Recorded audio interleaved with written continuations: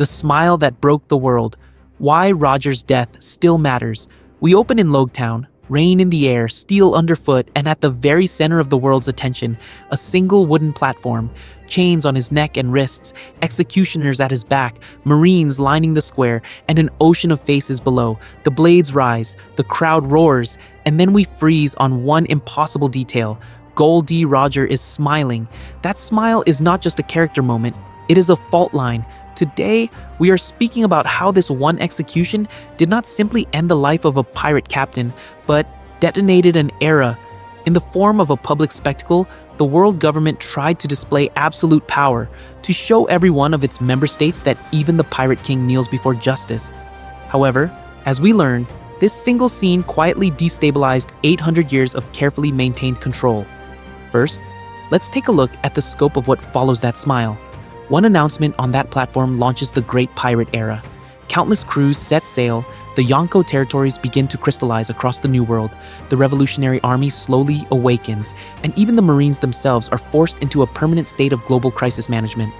So far, every major faction we care about, from Shanks and Buggy to Dragon and the Yonko, is either directly present for this death or ideologically born from it. This suggests that the execution is not just a prologue, it is the hinge on which the entire story turns. Officially, it is claimed that Roger was captured and executed as a simple criminal. The reality is stranger. Roger is terminally ill. He turns himself in. He does not ask for mercy. He does not negotiate for a private death. Instead, he chooses a public stage, demands a crowd, and uses his last breath to broadcast the existence of One Piece to the entire world. Why would the world government allow their most dangerous symbol of piracy to speak at all, let alone ignite a treasure hunt that will shake every throne on the map? In this video, we are going to treat that moment as more than nostalgia. We will discuss the execution in detail as a piece of political theater and as the opening move in an information war. First, we will walk through the scene exactly as it is shown, the crowd, the Marines, the timing of Roger's words. Then, layer by layer, we will pull back to examine the symbolic meaning of that smile, the historical weight of an 800-year regime being challenged in one sentence, and the quiet calculations of every side watching. By the end, you will have everything you need to know to see this execution not as a simple beginning, but as the carefully staged detonation that started everything. What you'll know by the end, the execution as a world blueprint. So, in this section, we want to be very clear about what you will actually walk away with.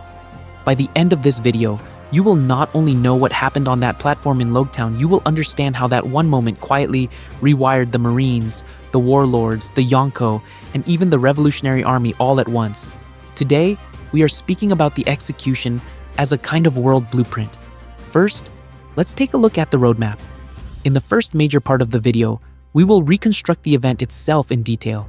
The rain, the crowd, the Marines, the way Roger walks, smiles, and chooses his final words. We will treat it as if we are seeing it for the first time, without any later context, and ask what the citizens, the soldiers, and the world government believed they were witnessing in the form of official justice. Then, we will widen the frame. We will discuss in detail how this scene mirrors and contrasts with other public displays of justice, the Buster Call on O'Hara, the burning of books and scholars, and the execution platform at Marineford where Ace is meant to die as a warning. So far, each of these events is claimed to be about order and safety.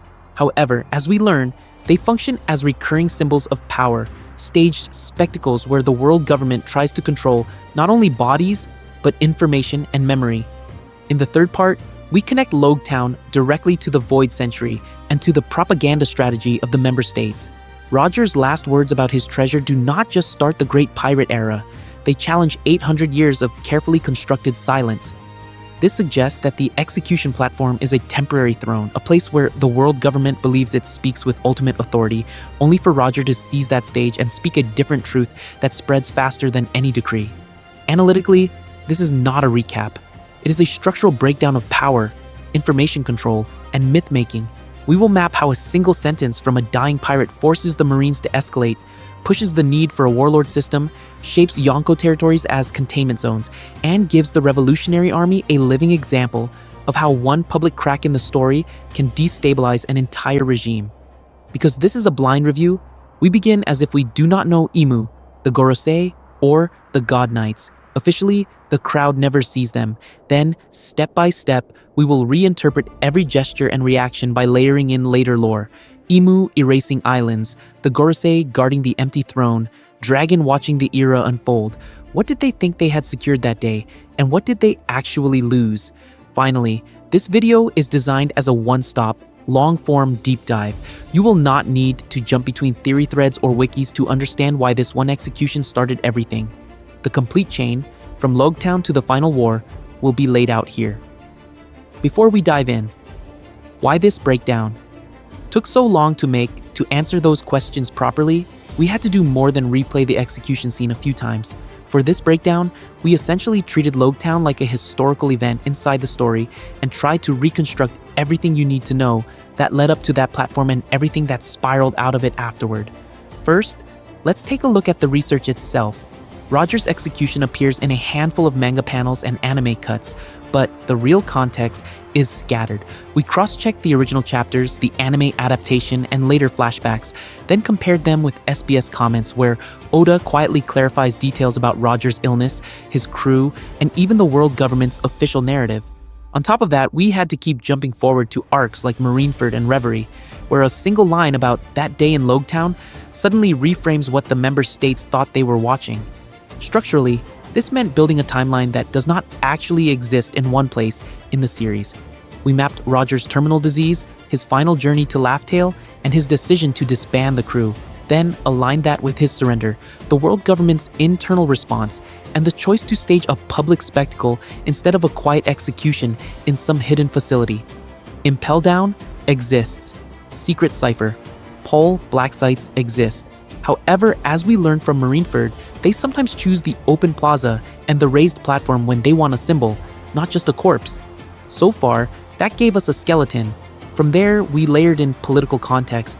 We looked at how Sengoku presents the event, how Garp behaves around Ace, how the Gorosei speak about the Great Pirate Era, and how Emu's obsession with lights of the world suggests that Roger's last words were treated as a kind of ideological weapon. This suggests that the execution was not only a punishment, but a carefully staged ritual of power by the world government, one meant to reassure the member states that the throne in Mary Joieuse still controlled history itself. Because of all that today, we are speaking about this execution as a full system, not just a scene. The script you are watching is long-form by design. We storyboarded the visuals around timelines, maps, and parallel events like O'Hara and Ace's execution, then tried to synthesize existing theories into one coherent, clearly labeled framework. The goal is for this to be the definitive breakdown of Roger's death for both casual viewers and deep lore obsessives. If you value dense, world government-style breakdowns like this, please take a moment to like the video and subscribe. That engagement is what makes these long essays viable and signals that you want more. Finally, we want to hear from you. Do you think Roger intentionally engineered the Great Pirate Era with his final words? Or did the world government accidentally turn him into a legend by choosing a public stage? Let us know in the comments, because we will return to that question at the end once all the pieces are on the table. From intro to impact, setting the stage for Roger's final day. So, to start putting those pieces on the table, we need to leave theory for a moment and step into a very specific morning. Up to this point, we have been talking about what this video will do for you and how Roger's death reshaped the balance of power. Now, we shift from promise to place. Today, we are speaking about the actual scene of the crime, the morning of the execution in Logtown. First, let's take a look at where we are. Logtown sits quietly in East Blue, far from Marie Joie, far from the great powers of the New World. Yet, in the story, it is called the Town of the Beginning and the End. This is the island where Gol D. Roger was born, and this is the island where he was officially executed by the world government in the form of a public spectacle. Much later, this same plaza becomes the place where Luffy almost dies to a lightning strike on the very same scaffold. This suggests that Oda is treating Logtown almost like a ritual site, a recurring stage where eras begin and end. In the public eye, the execution day looks like a simple event. Marines line the streets, organize the crowd, and secure the square. They are the visible arm of justice, the uniformed face of power. Civilians pack the plaza, some cheering, some horrified, some simply curious to see the Pirate King. Hidden among them are pirates and future legends, people like Shanks and Buggy, watching how the age before them closes. On the scaffold itself stand the executioners, blades raised, acting as instruments of a distant authority. However, as we learn when we compare this to other major events, something is missing. There is no Gorosei seated on a balcony, no celestial dragons descending from the red line, no great admiral giving a speech about absolute justice. For what is claimed to be the most important execution in centuries, the absence of top-tier figures is striking.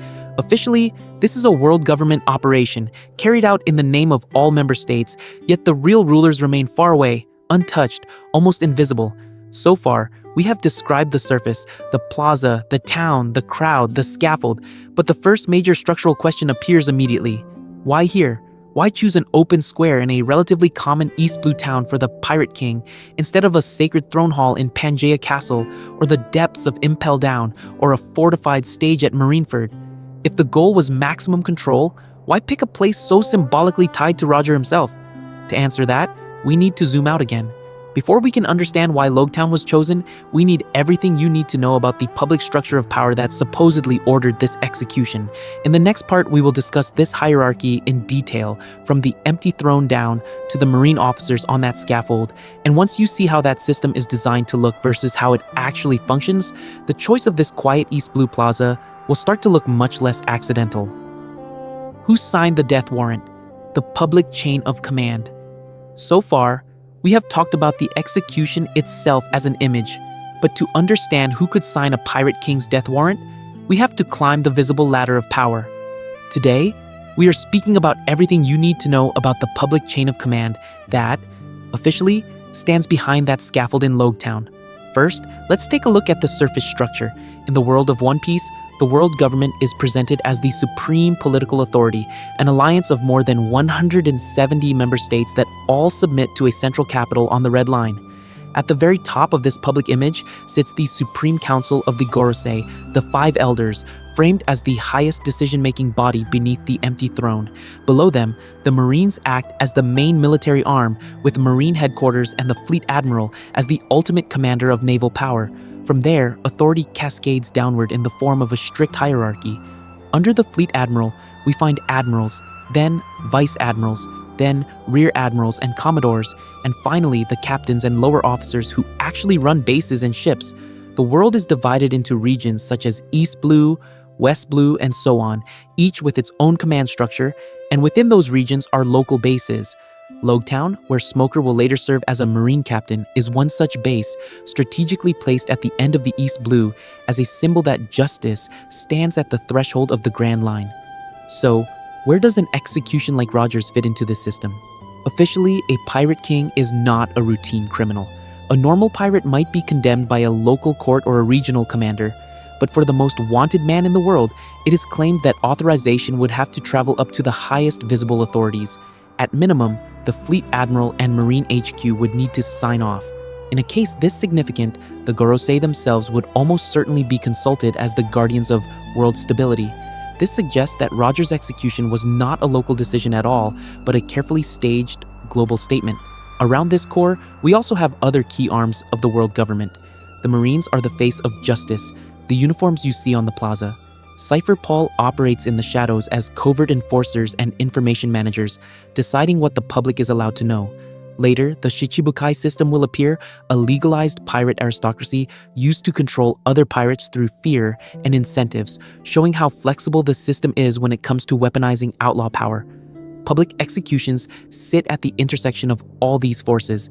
They are not just punishments, they are performances of state power meant to deter piracy and reassure citizens that the world government is in control. However, as we learn from Roger's final smile and his words about my treasure, this performance backfired spectacularly.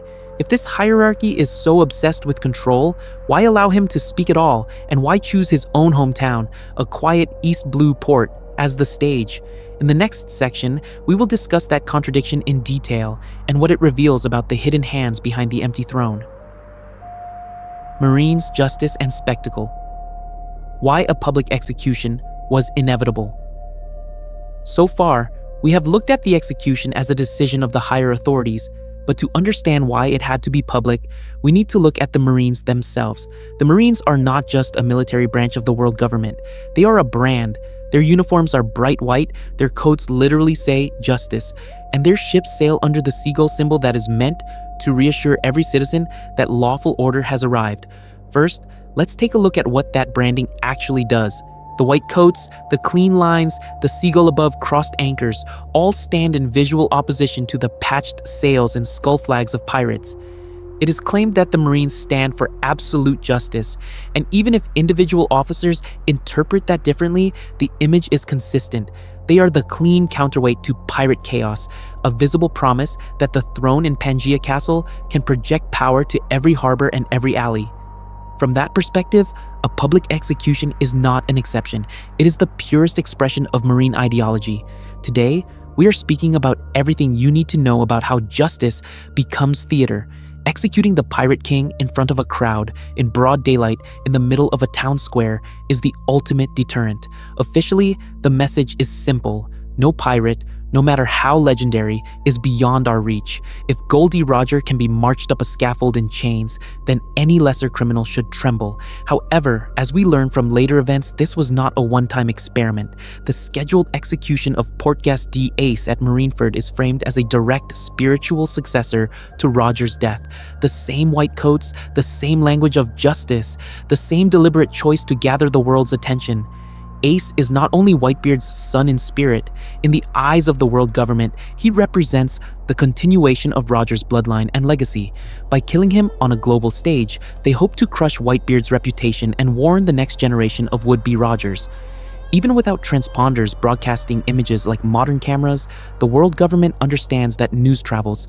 Rumor, newspapers, whispered tavern stories, wanted posters all become amplifiers. A single spectacle in the form of an execution in Logtown or Marineford is a calculated investment. The cost is one scaffold and a line of Marines. The return is years of fear and obedience spreading across the member states and the Grand Line. This suggests that the Marines' commitment to visibility is both their greatest strength and their greatest vulnerability. The more public the spectacle, the more people watch, and the more chances there are for something to go wrong. A smile, a laugh, a single sentence about a treasure at the ends of the seas can hijack the entire narrative.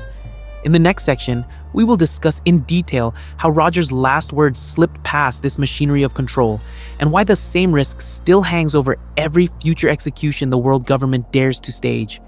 The invisible hand, who really wanted Roger dead. So far, we have looked at the surface machinery of Roger's execution, the platform, the crowd, the Marines enforcing order. But if this event was the spark that reshaped the entire age, we have to ask whose hand actually lit the match. Was this really just a Marine operation, or was it a carefully scripted performance ordered from the very top of the world government? First, let's take a look at the official story. In the records of the member states, Gold D. Roger was a dangerous criminal captured by the Marines and punished in the name of justice. It is claimed that heroic efforts finally brought down the Pirate King, and that his execution in Logtown was a decisive warning to all who would follow his path. However, as we learn from canon, this narrative is already cracked. Roger was terminally ill. He turned himself in. The image of a hunted monster dragged to the throne of judgment is a myth built to hide his agency. Officially, the highest visible authority behind such a decision would be the Gorosei. These 5 elder statesmen stand at the apex of public power, seated beneath the empty throne in Pangaea Castle, surrounded by symbols of equality between all member states.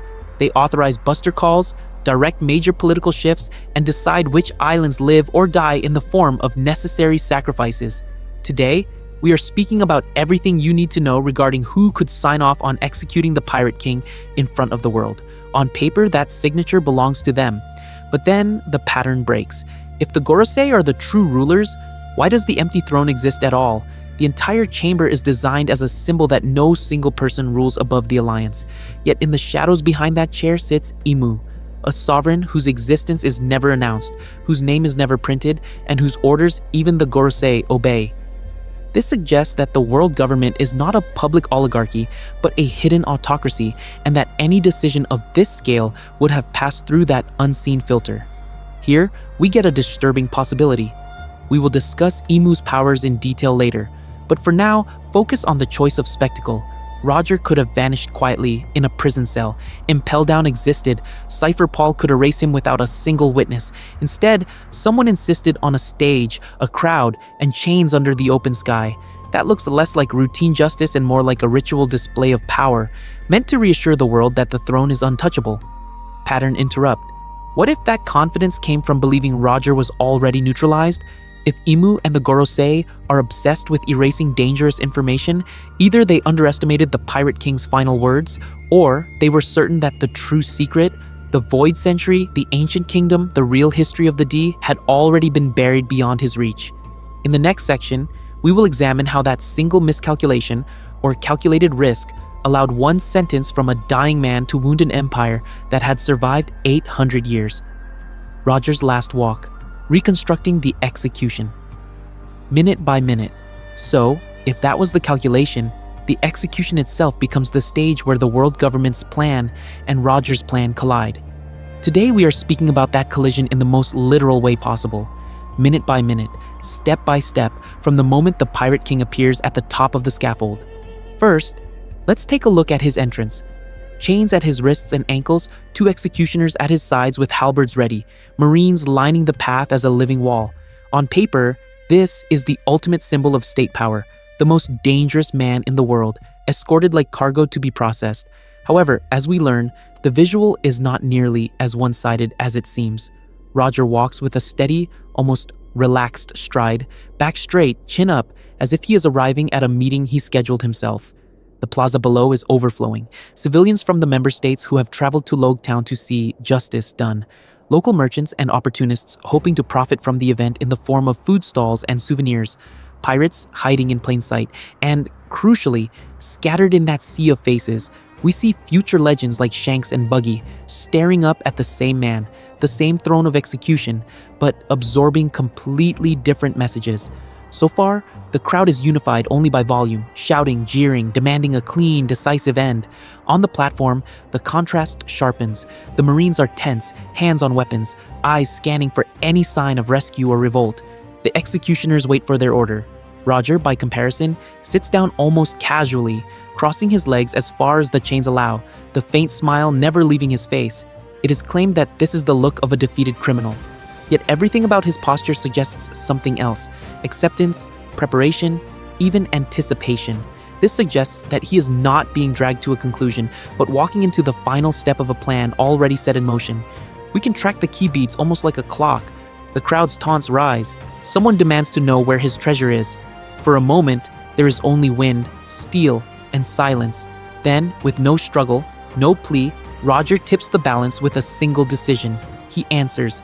In an instant, he shifts from quiet prisoner to herald, proclaiming that his treasure is real, that it is out there, and that anyone with the will can claim everything the world has to offer. The Marines react a heartbeat too late. Orders are shouted. The executioners, suddenly hurried, drive their blades through him, trying to cut the words short, but the damage is already done. As his body falls, the plaza's mood flips from satisfaction to shock, then to frenzy. People who came to witness the end of an era are instead infected by the beginning of a new one. In that roar, we see the great pirate era born in real time, and in the next section, we will examine how that single moment ripples outward through every sea, every faction, and the very foundations of the world government itself. The sentence that started an era. Decoding Roger's final words. That roar we just described does not come from the executioners or the officials on the platform. It comes from the space Roger creates with a single sentence. Instead of letting the news speak for him, he gives the crowd, and the world, a new line to repeat. His treasure is real. It is all in one place, and if you want it, go and find it. First, let's take a look at what that means in context. Officially, this execution in Logtown is supposed to be the final chapter. The Pirate King is condemned, the world government demonstrates absolute power, and the member states can point to this public spectacle as proof that crime does not pay. The scaffold is built as a warning. However, as we learn, Roger's words flip the meaning of the entire event. His death does not close a story, it opens a quest. In that instant, the script of deterrence is replaced by an invitation. People did not leave the plaza thinking, the Pirate King was crushed. They left thinking, there is a treasure called One Piece, somewhere at the end of the world, and someone will reach it. The execution becomes a doorway. Today, we are speaking about everything you need to know about how that doorway functions as information warfare, because the message spreads faster than any Marine report and reaches deeper than any official decree. By openly validating that One Piece exists, Roger attacks the world government where it is most vulnerable, its control over truth. For 800 years, this system has survived by erasing inconvenient facts from the Void Century to Ohara. It is claimed that the throne in Pangaea Castle is empty, that no single person rules, and that justice is impartial. Yet one dying man, in chains, calmly states that the greatest secret of the sea is not a myth. This suggests that the government's narrative, the one that paints him as a mere criminal, is incomplete at best and a lie at worst. We will discuss this in detail later when we examine censorship and the Void Century, but even here, we can see the pattern. Roger's line is not technical information. It is a myth trigger. In the form of a simple challenge, he creates a legend that ignores borders and class. A child in East Blue, a veteran in the Grand Line, a fisherman in a tiny member state port, all receive the same invitation. You do not need status, a title, or a symbol on your flag. You only need the will to sail. So far, we have treated this as an act of defiance, but we also know Roger turned himself in while already terminally ill. That timing, combined with the precision of his last words, raises a final question that the world government itself may not be able to answer. Was this a spontaneous outburst from a dying pirate, or the final move of a carefully constructed plan whose true target we have not yet fully seen? From fear to frenzy, how one crowd foreshadowed the whole world. If we zoom in on the platform at the exact second Roger finishes speaking, we can almost see history fracture in real time. The crowd that came to watch a criminal die suddenly realizes they have been handed a map, not a warning. Gasps hit first, the instinctive reaction of people who know the world government does not like unscripted speeches. Then come the shouts, the frantic questions, and finally something far more dangerous, the focused gleam in the eyes of those who understand that the Pirate King just confirmed a real, attainable treasure. First, let's take a look at that shift in emotion as a kind of laboratory sample. So far, Logtown has been a place where the state's power feels absolute, Marines on every corner, an execution scaffold as a public symbol, and justice delivered in the form of a spectacle. However, as we learn from the canon scene, the moment Roger says that his wealth is out there, if you want it, fear does not deepen, it evaporates. People who came as spectators suddenly imagine ships, crews, and routes into the Grand Line. This suggests that the very idea of a concrete prize instantly overpowered the intended terror of the sword. Inside that same crowd, we already see the future of the seas. A young Shanks stands there, hat shadowing his eyes, watching not only his captain die but also the birth of an era he will later guide. He's the one who will inherit Roger's will, not in the form of a throne or a formal title, but as a living continuation of that smile and that promise of freedom. Right beside him is Buggy, who will exploit the exact same legend as a shortcut to status, inflating his reputation by proximity to the Pirate King. Two boys receive the same message. One treats it as responsibility, the other as branding. Now, extend that single scene outward like ripples from a stone. In smoky taverns of East Blue, drinkers slam their cups down as a transponder snail crackles with the news. In busy ports of the member states, dock workers repeat the words One Piece with a mix of disbelief and excitement. Even in Marine bases, lower officers exchange uneasy glances because they understand what their superiors will not admit. Officially, this was supposed to deter piracy, yet every retelling makes the treasure sound more real. Here is the pattern interrupt. The execution that was meant to close the book on the Pirate King instead functions as a trailer for a new age, with Roger as the unwilling marketing agent for piracy. The world government tried to weaponize public justice, but the weapon slipped from their hands. To understand why this strategy backfired so completely, we now need to compare Logtown to other staged punishments, from Ohara to Marineford, where the same logic of spectacle and control produced similarly dangerous results. Pattern of public justice: Ohara, Marineford, and the Roger prototype. So far, we have treated Logtown as a unique explosion point. However, as we learn more about the world government's history, Roger's execution starts to look less like a one-off mistake and more like the first clear entry in a pattern of weaponized spectacle that keeps backfiring. First, let's take a look at Ohara. Officially, the Buster Call on that tiny West Blue island was framed as a necessary purge. The scholars were branded devils, seeking forbidden knowledge about the Void Century, a threat to all member states. Warships encircled the island. The bombardment was total, and the narrative was simple. This is what happens when you question 800 years of sanctioned history.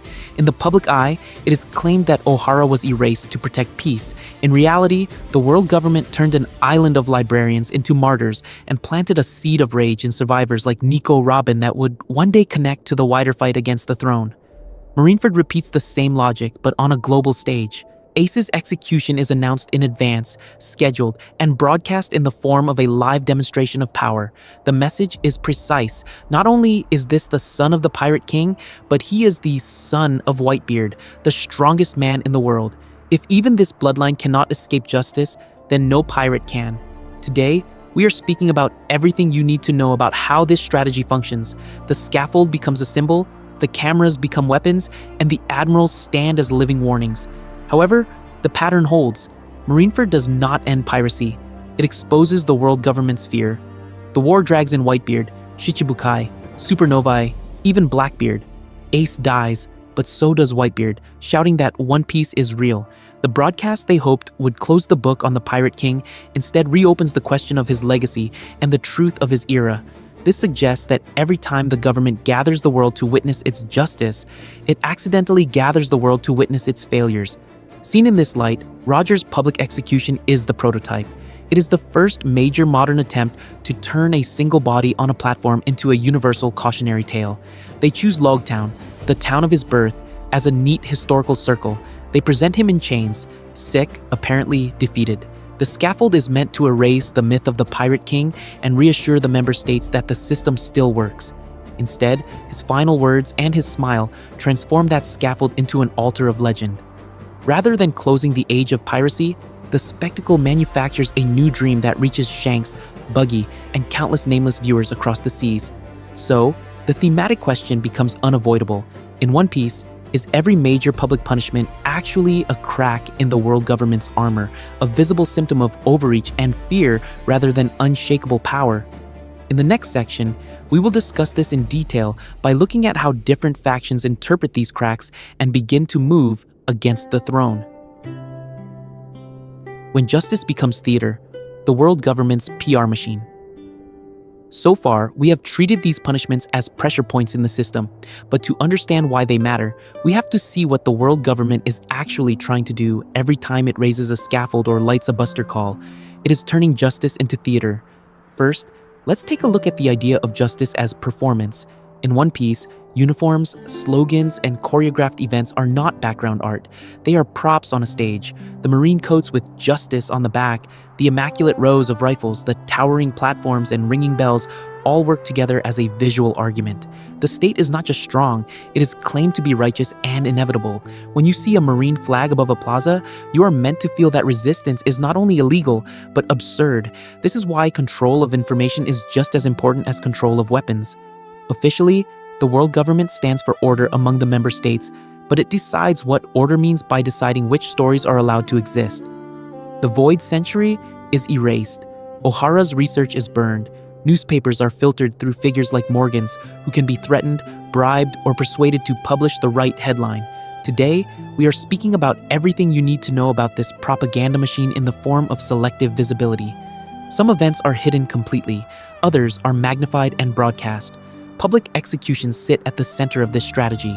They are not simply punishments, they are carefully staged set pieces. We see banners bearing the world government symbol, concentric circles of Marines sealing every exit, and sometimes even invited audiences and cameras, as at Marineford. The goal is maximum psychological impact. Citizens are supposed to see what happens to criminals. Pirates are supposed to imagine themselves in those chains. The empty throne may be hidden in Pangaea Castle, but the scaffold in Logtown is the visible throne of justice. However, as we learn from the story, intent and outcome diverge. The execution of Goldie Roger was meant to close an era. A sick pirate king, bound in chains, surrounded by Marines, should have been the ultimate deterrent. This suggests that the world government believed one spectacular death could restore fear and compliance. Instead, Roger's last words and his smile turned the stage against its directors. The same happens at O'Hara, where the burning of scholars creates Nico Robin, and at Marineford, where Ace's death for justice pushes countless onlookers further from the government's moral narrative. So the scaffold becomes unstable. Every time the world government turns justice into theater, it risks creating a new icon. Roger, Ace, O'Hara's survivors, all are born in that spotlight. To understand how dangerous this is for the regime, we now have to decode the symbols around Roger's own execution: the platform, the chains, the crowd, and above all, the smile that should not have been there. What was that scene really telling the world, and why did the performance break? The scaffold. As a stage, visual symbols of power in Logtown. First, let's take a look at the structure itself, because the scaffold in Logtown is not just a piece of carpentry, it is a manifesto in wood.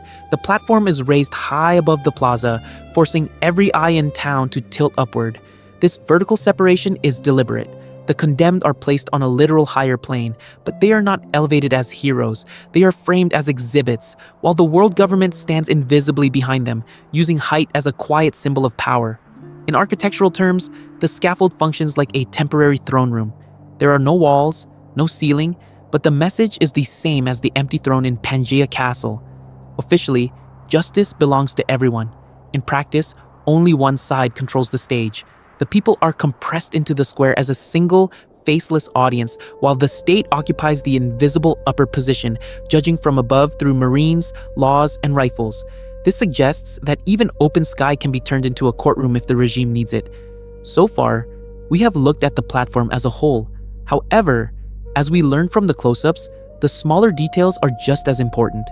The heavy chains around Roger's body and the spears pointed toward him are not merely practical restraints, they are visual arguments.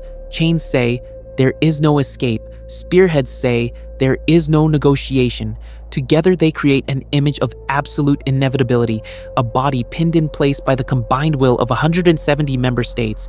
The Marines complete this composition. Uniforms line the perimeter, rifles ready, banners carrying the seagull and the world government symbol hang over the plaza. The town square stops being a marketplace and becomes an outdoor tribunal, but one where the verdict has already been read. Today, we are speaking about everything you need to know about how public order is staged. The crowd can shout, react, even cheer, yet the rifles remind them that only one side is allowed to act. The intended message is very clear. The Pirate King, the freest man on the seas, is now bound, surrounded, and silenced. It is claimed that this proves a universal rule. No individual, no matter how legendary, can defy the world government forever. If Roger can be reduced to a prisoner in chains, then anyone watching should feel smaller, not larger. That is the psychological goal. Pattern interrupt. But look again at Roger's body language. Instead of shrinking under this pressure, he sits casually, back straight, legs relaxed, smiling. In that instant, the scaffold stops being an execution device and becomes a stage. His composure rewrites the scene. The chains no longer read as proof of state dominance. They read as props he has accepted for his final performance. By choosing to laugh, to speak, and to die on his own terms, Roger hijacks the entire spectacle. The same height that was meant to isolate him now lets his words reach every corner of the plaza. The same crowd that was supposed to learn obedience instead receives a call to adventure. In the next section, we will discuss in detail how his final sentence turns this failed display of authority into the opening act of the Great Pirate Era. The smile and the storm, Roger's body language versus state violence. If the words are the spark, Roger's face is the fuse. The entire execution pivots on one expression, that quiet, almost playful smile as the spears cross behind him. At the exact moment when the world government wants you to see a broken criminal, we are instead shown a man who looks like he is in on a secret. Today, we are speaking about that smile as a counter-symbol to everything this public ritual is supposed to represent. First, let's take a look at the timing. The plaza is packed, the rain is starting, the execution platform stands above the crowd like a temporary throne of state violence. Officially, this is the moment where fear should peak. Yet Roger's eyes are relaxed, his mouth curves upward, and he tilts his head as if amused by the spectacle. This suggests that he knows something the member states, the Marines, and even the watching pirates do not. His story does not end here, even if his life does. So far, the world government has framed this as their victory. They captured the Pirate King, they brought him to heel. They will erase his threat in the form of a clean public execution. However, as we learn from his body language, Roger refuses to inhabit the role of defeated enemy. There is no visible terror, no begging, not even anger. His calm turns his death into a move he has chosen rather than a punishment imposed upon him. In that instant, the power dynamic silently shifts. Now compare him to the executioners. Their hands tremble, their faces are strained. When Roger starts to speak, the Marines on the platform and below react with sudden alarm. They shout, they move to silence him, they rush the procedure. Who is really afraid in this scene? It is claimed that the state is in control, yet the only people who panic are the ones holding the weapons. Roger, the man in chains, is the least threatened presence on the scaffold. This visual language of an unbroken will echo throughout the series. At Marineford, Ace stands straight, chest bare, shouting his name and lineage even as the blade hangs over him.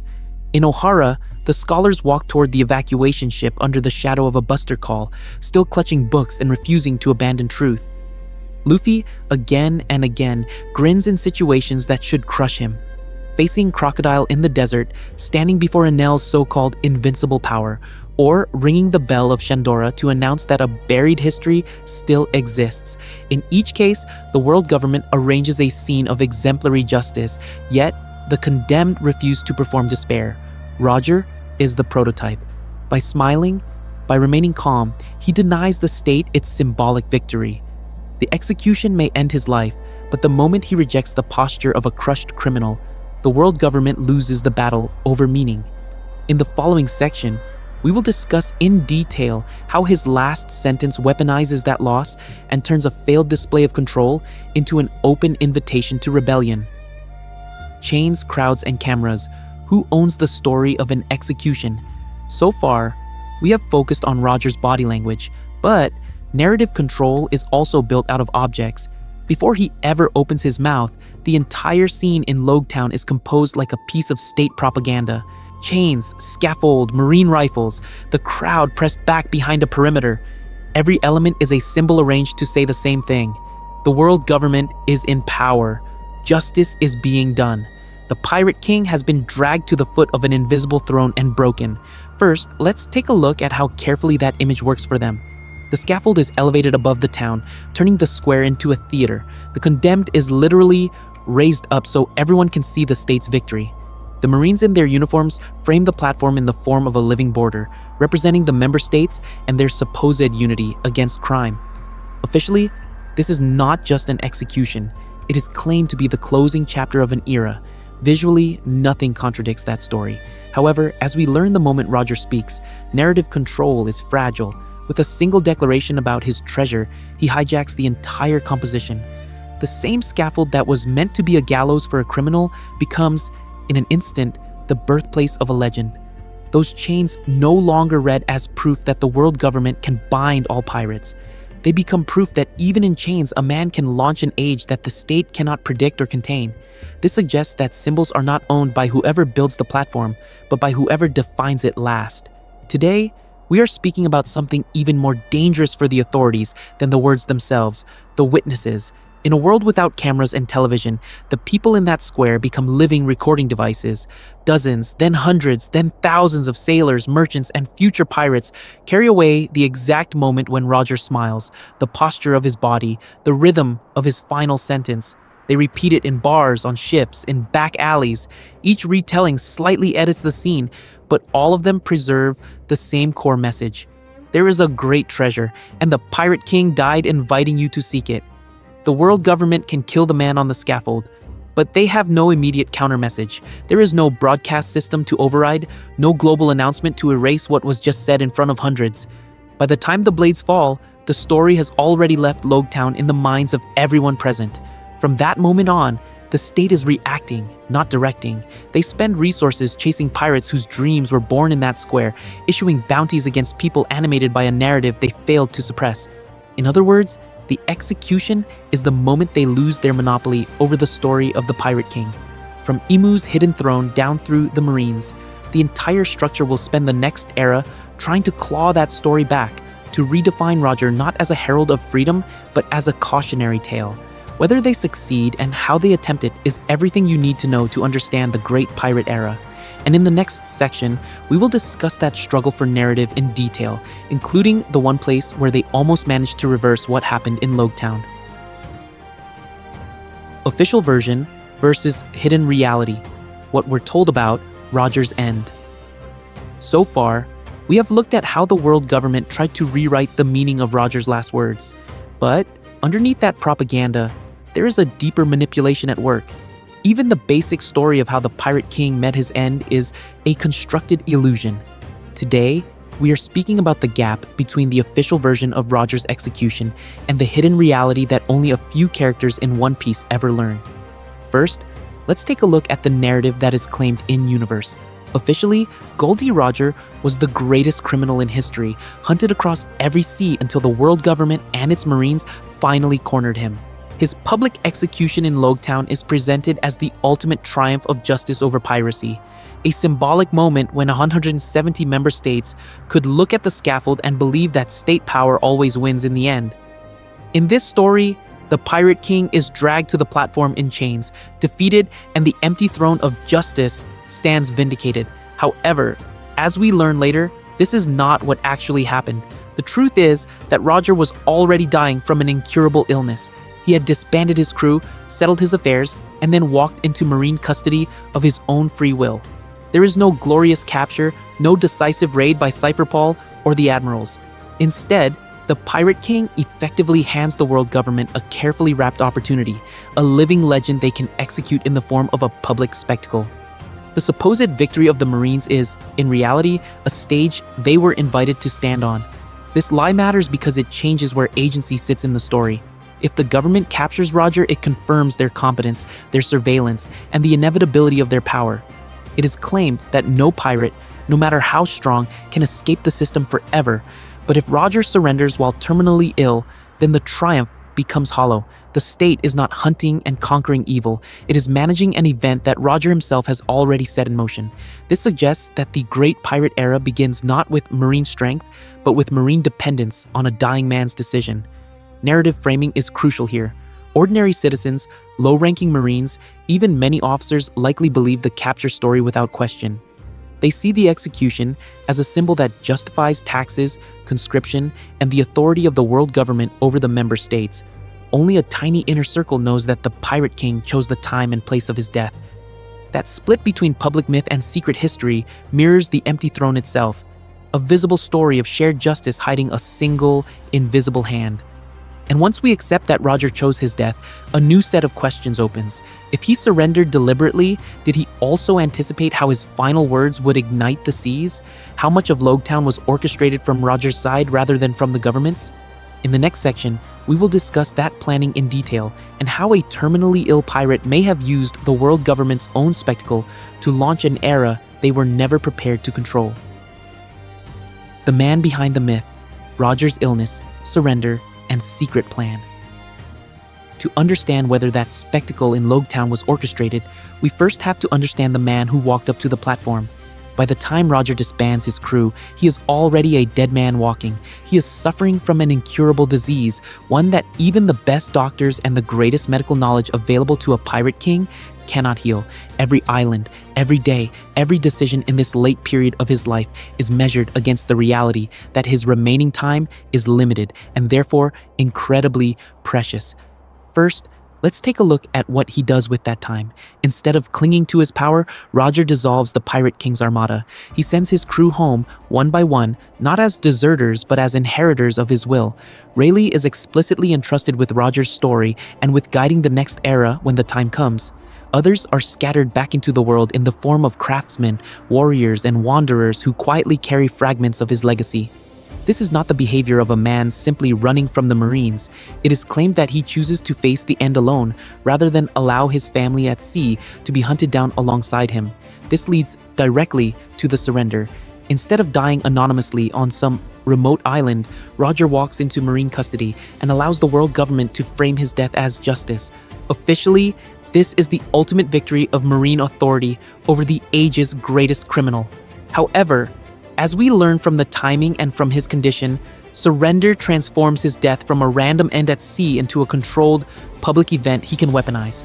By choosing the gallows over the sickbed, he turns his final moments into a stage, and that stage into a throne from which he can speak one last time to every member state and every hidden dreamer watching.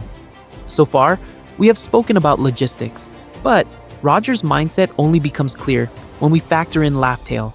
Having reached the final island and learned the true history, he now understands the stakes of the Void Century, the ancient war, and the lies that uphold 800 years of world government power. He knows why the poneglyphs were carved, what the D initial symbolizes, and why the current order fears the reemergence of a certain Joy Boy. This suggests that his own death could be folded into that same long resistance. Today, we are speaking about everything you need to know to see his execution as more than a tragic end. Did Roger, already dying, deliberately design his public death as the spark that would lure a new generation toward the sea, toward Laugh-Tale, and ultimately toward challenging the Hidden Throne itself? In the next section, we will discuss that possibility in detail and how a single sentence in Logtown may have been calculated to outlive even the ancient kingdom's defeat. Who knew what and when? The inner circle around Roger's death. If Roger's execution was a calculated spark, then the next question is, who actually held the match? Today, we are speaking about the inner circle around his death, the small group who knew this was not a simple capture, but a managed surrender with world-shaping consequences. First, let's take a look at the most obvious insider, Silver's Rayleigh. As Roger's right hand, he knew about Laugh-Tale, the true history, and his captain's illness. It is claimed that Roger disbanded the crew after their final voyage, and Rayleigh vanishes into Sabaody, living quietly as a shipcoder among the slave auctions and marine patrols. However, as we learn later, Rayleigh could have crossed the world government's seas at any time. His silence is a choice. He carries everything you need to know about the Void Century and Roger's intentions, yet he refuses to intervene directly in the age that execution creates. This suggests that Rayleigh sees the Great Pirate Era itself as Roger's final will, not something he is allowed to steer. On the marine side, Monkey D. Garp sits in a uniquely painful position. Officially, he is the hero of the Marines, the man who fought Roger again and again and supposedly cornered him. In reality, Garp is one of the few people Roger trusted enough to reveal personal truths to, including the request to protect Ace. Garp knows the public story is a performance. He stands between the member states cheering justice and the private reality of a dying rival who walked into custody. Every time the world government uses Roger's execution as a symbol of deterrence, Garp is burdened with the knowledge that their so-called victory was handed to them. Around Garp, we can reasonably place Sengoku and a handful of senior officers who handled the logistics of the surrender and the spectacle in Logtown. The fleet admiral must approve such a high-profile execution. Cypher Paul and local Marines arrange the platform, the crowd, the security. Not all of them need the full truth. So far, the system only works if information is compartmentalized. A few know it was a surrender, everyone else believes in a triumphant capture. The real mystery is above them, on the symbolic empty throne. Did the Gorosei know that Roger had reached Laugh-Tale, read the poneglyphs, and understood the weapon-level danger of the information he carried? If they did, his surrender becomes an opportunity. Under the banner of justice, they erase a man who has seen the erased kingdom in the form of a public execution that reassures the member states. Pattern interrupt. Instead of a quiet assassination, they choose a stage, a crowd, and open microphones. They control the narrative of capture, but they cannot fully control his last words. That is the asymmetry at the heart of this event. The fewer people who know the truth, the easier it is for the world government to repeat the capture story forever. Yet the smaller that inner circle becomes, the harder it is to predict how one man's final sentence will echo through pirates, revolutionaries, and even the celestial dragons themselves. In the next section, we will discuss how those echoes travel and why the world government has been trying to put them back in the bottle ever since. Speculation break. Did the world government fear his words more than his life? So far, we have stayed inside the realm of confirmed events.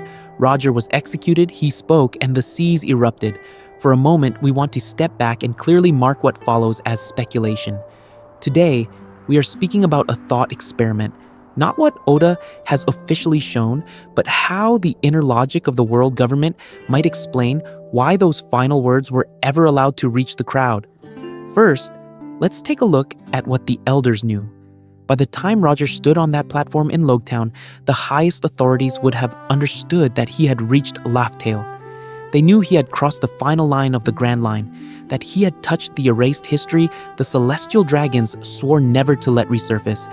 If you are a regime that erased a century, controls 170 member states, and guards an empty throne as a symbol of unity, you do not treat that man's last sentence lightly.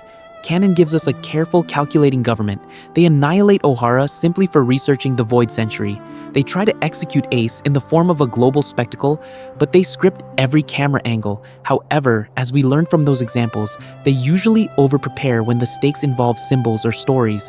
That is why the absence of a gag or even a blade across Roger's throat mid-speech stands out so sharply. One speculative answer is simple arrogance. The Gorsei might have assumed that even if Roger mentioned treasure, it would only attract more pirates like the ones they already managed. In this view, they did not fear ideology, they feared armies. A vague promise of wealth at the end of an impossible sea route looked to them like a pressure valve. Let the greedy rush into the Grand Line and die. The system of power, the heavenly tribute, and the celestial dragon's rule would remain untouched. Another possibility is that they believed they had already discredited the idea of a unified treasure. Over 800 years, the world government could have ceded the notion that the Void Century is a myth, that ancient weapons are fairy tales, that One Piece is just a pirate's exaggeration. This suggests that from their perspective, the seas themselves were the real executioner. Storms, monsters, and the Calm Belt would do what no decree could, prevent a mass pilgrimage to Laugh-Tale. Everything you need to know about this scene changes if that calculation was wrong. Did Imu or the Gorosei misjudge how deeply people longed for freedom? Or was there some unknown constraint, some political bargain or unseen watcher that forced them to stage a public execution under conditions they knew were suboptimal? We will discuss these possibilities in detail later, but for now we invite you to decide which version of this silent battle over one man's last words feels most convincing. In the next section, we move from theory back to impact, tracing how that single sentence rewrote the ambitions of pirates, revolutionaries, and even the Marines sworn to prevent the age it unleashed. Marines in the Splash Zone, how Roger's death reshaped justice. So far, we have focused on Roger's last words as a battle over meaning, but once that meaning hit the streets, the impact was brutally concrete. Overnight, the Great Pirate Era stopped being a poetic phrase and became a logistical nightmare for every Marine base in the world. First, let's take a look at the immediate aftermath. Merchant lanes that had been relatively stable under the shadow of the world government flag suddenly turned into hunting grounds. Small harbors in the East Blue reported new crews forming almost weekly, while in the Grand Line, veteran raiders pushed farther and harder, inspired by the idea that a single throne of treasure waited at the end. It is claimed that piracy numbers spiked so sharply that even basic escort requests from member states could no longer be fulfilled on time. The Marines, as the public sword of the world government, had to adapt or lose control. Today, we are speaking about everything you need to know about how that adaptation reshaped their concept of justice. Headquarters ramped up recruitment, not just in the form of raw numbers, but through officer training programs, elite academies, and accelerated promotions for anyone strong enough to hold a line. New bases appeared in the Blues, G5-style outposts spread across the Grand Line, and Buster Call protocols became a more realistic option rather than a distant symbol of ultimate power. However, as we learn from later arcs, this was not only a question of ships and soldiers, it was a question of ideology. To justify collateral damage, mass arrests, and preemptive strikes, slogans such as absolute justice moved from internal doctrine to open banner. The idea was simple. If Roger's words had unleashed chaos, then any measure taken to contain that chaos could be framed as necessary. This suggests that the execution did not only produce more pirates, it produced a harder, less flexible marine culture. Within that culture, key figures crystallized around different answers to the same problem. Sakazuki, later Akainu, embraced absolute justice to its extreme conclusion, seeing every pirate as a future catastrophe born from Roger's legacy. Kuzan, Aokiji, developed a more moral, case-by-case approach, still loyal to the world government but deeply uneasy with how justice was being used. Borsalino, Kizaru, stood somewhere else entirely, detached, almost amused, enforcing orders without visible conviction. All three are children of the same era, shaped by the same execution. Marineford then becomes the visible summit of this evolution. Officially, Ace's public execution is a tactical move against Whitebeard. In reality, it is staged on the very same logic as Logtown. Display a D on the scaffold, crush it, and declare that the age which Roger began is finally over. The war that follows reveals how far the Marines have traveled from deterrence to spectacle, from protection to performance. In the end, the Marines' identity crisis is inseparable from that first failure of deterrence in Logtown. They tried to kill an era with a sword stroke and instead birthed a generation of pirates and a generation of officers haunted by what justice now demands of them. But if the Marines were forced to harden, how did the pirates themselves reinterpret justice, freedom, and kingship in response? Pirate Kings in Waiting. How Yonko territories grew from one scaffold. If the Marines were forced to harden, the seas themselves were forced to reorganize. Roger dies on one scaffold in Logtown, but the echo of his last words redraws the entire map of power. That moment is not just an execution, it is the birth certificate of the Great Pirate Era. The Great Pirate Era is, in essence, Roger's will expressed in the form of mass migration. First, let's take a look at what actually changes. Before Logtown, piracy exists, but it is fragmented, opportunistic, and usually pushed to the margins by member states and local marine bases. After Roger claims that his treasure is out there, waiting, thousands of crews surge toward the Grand Line.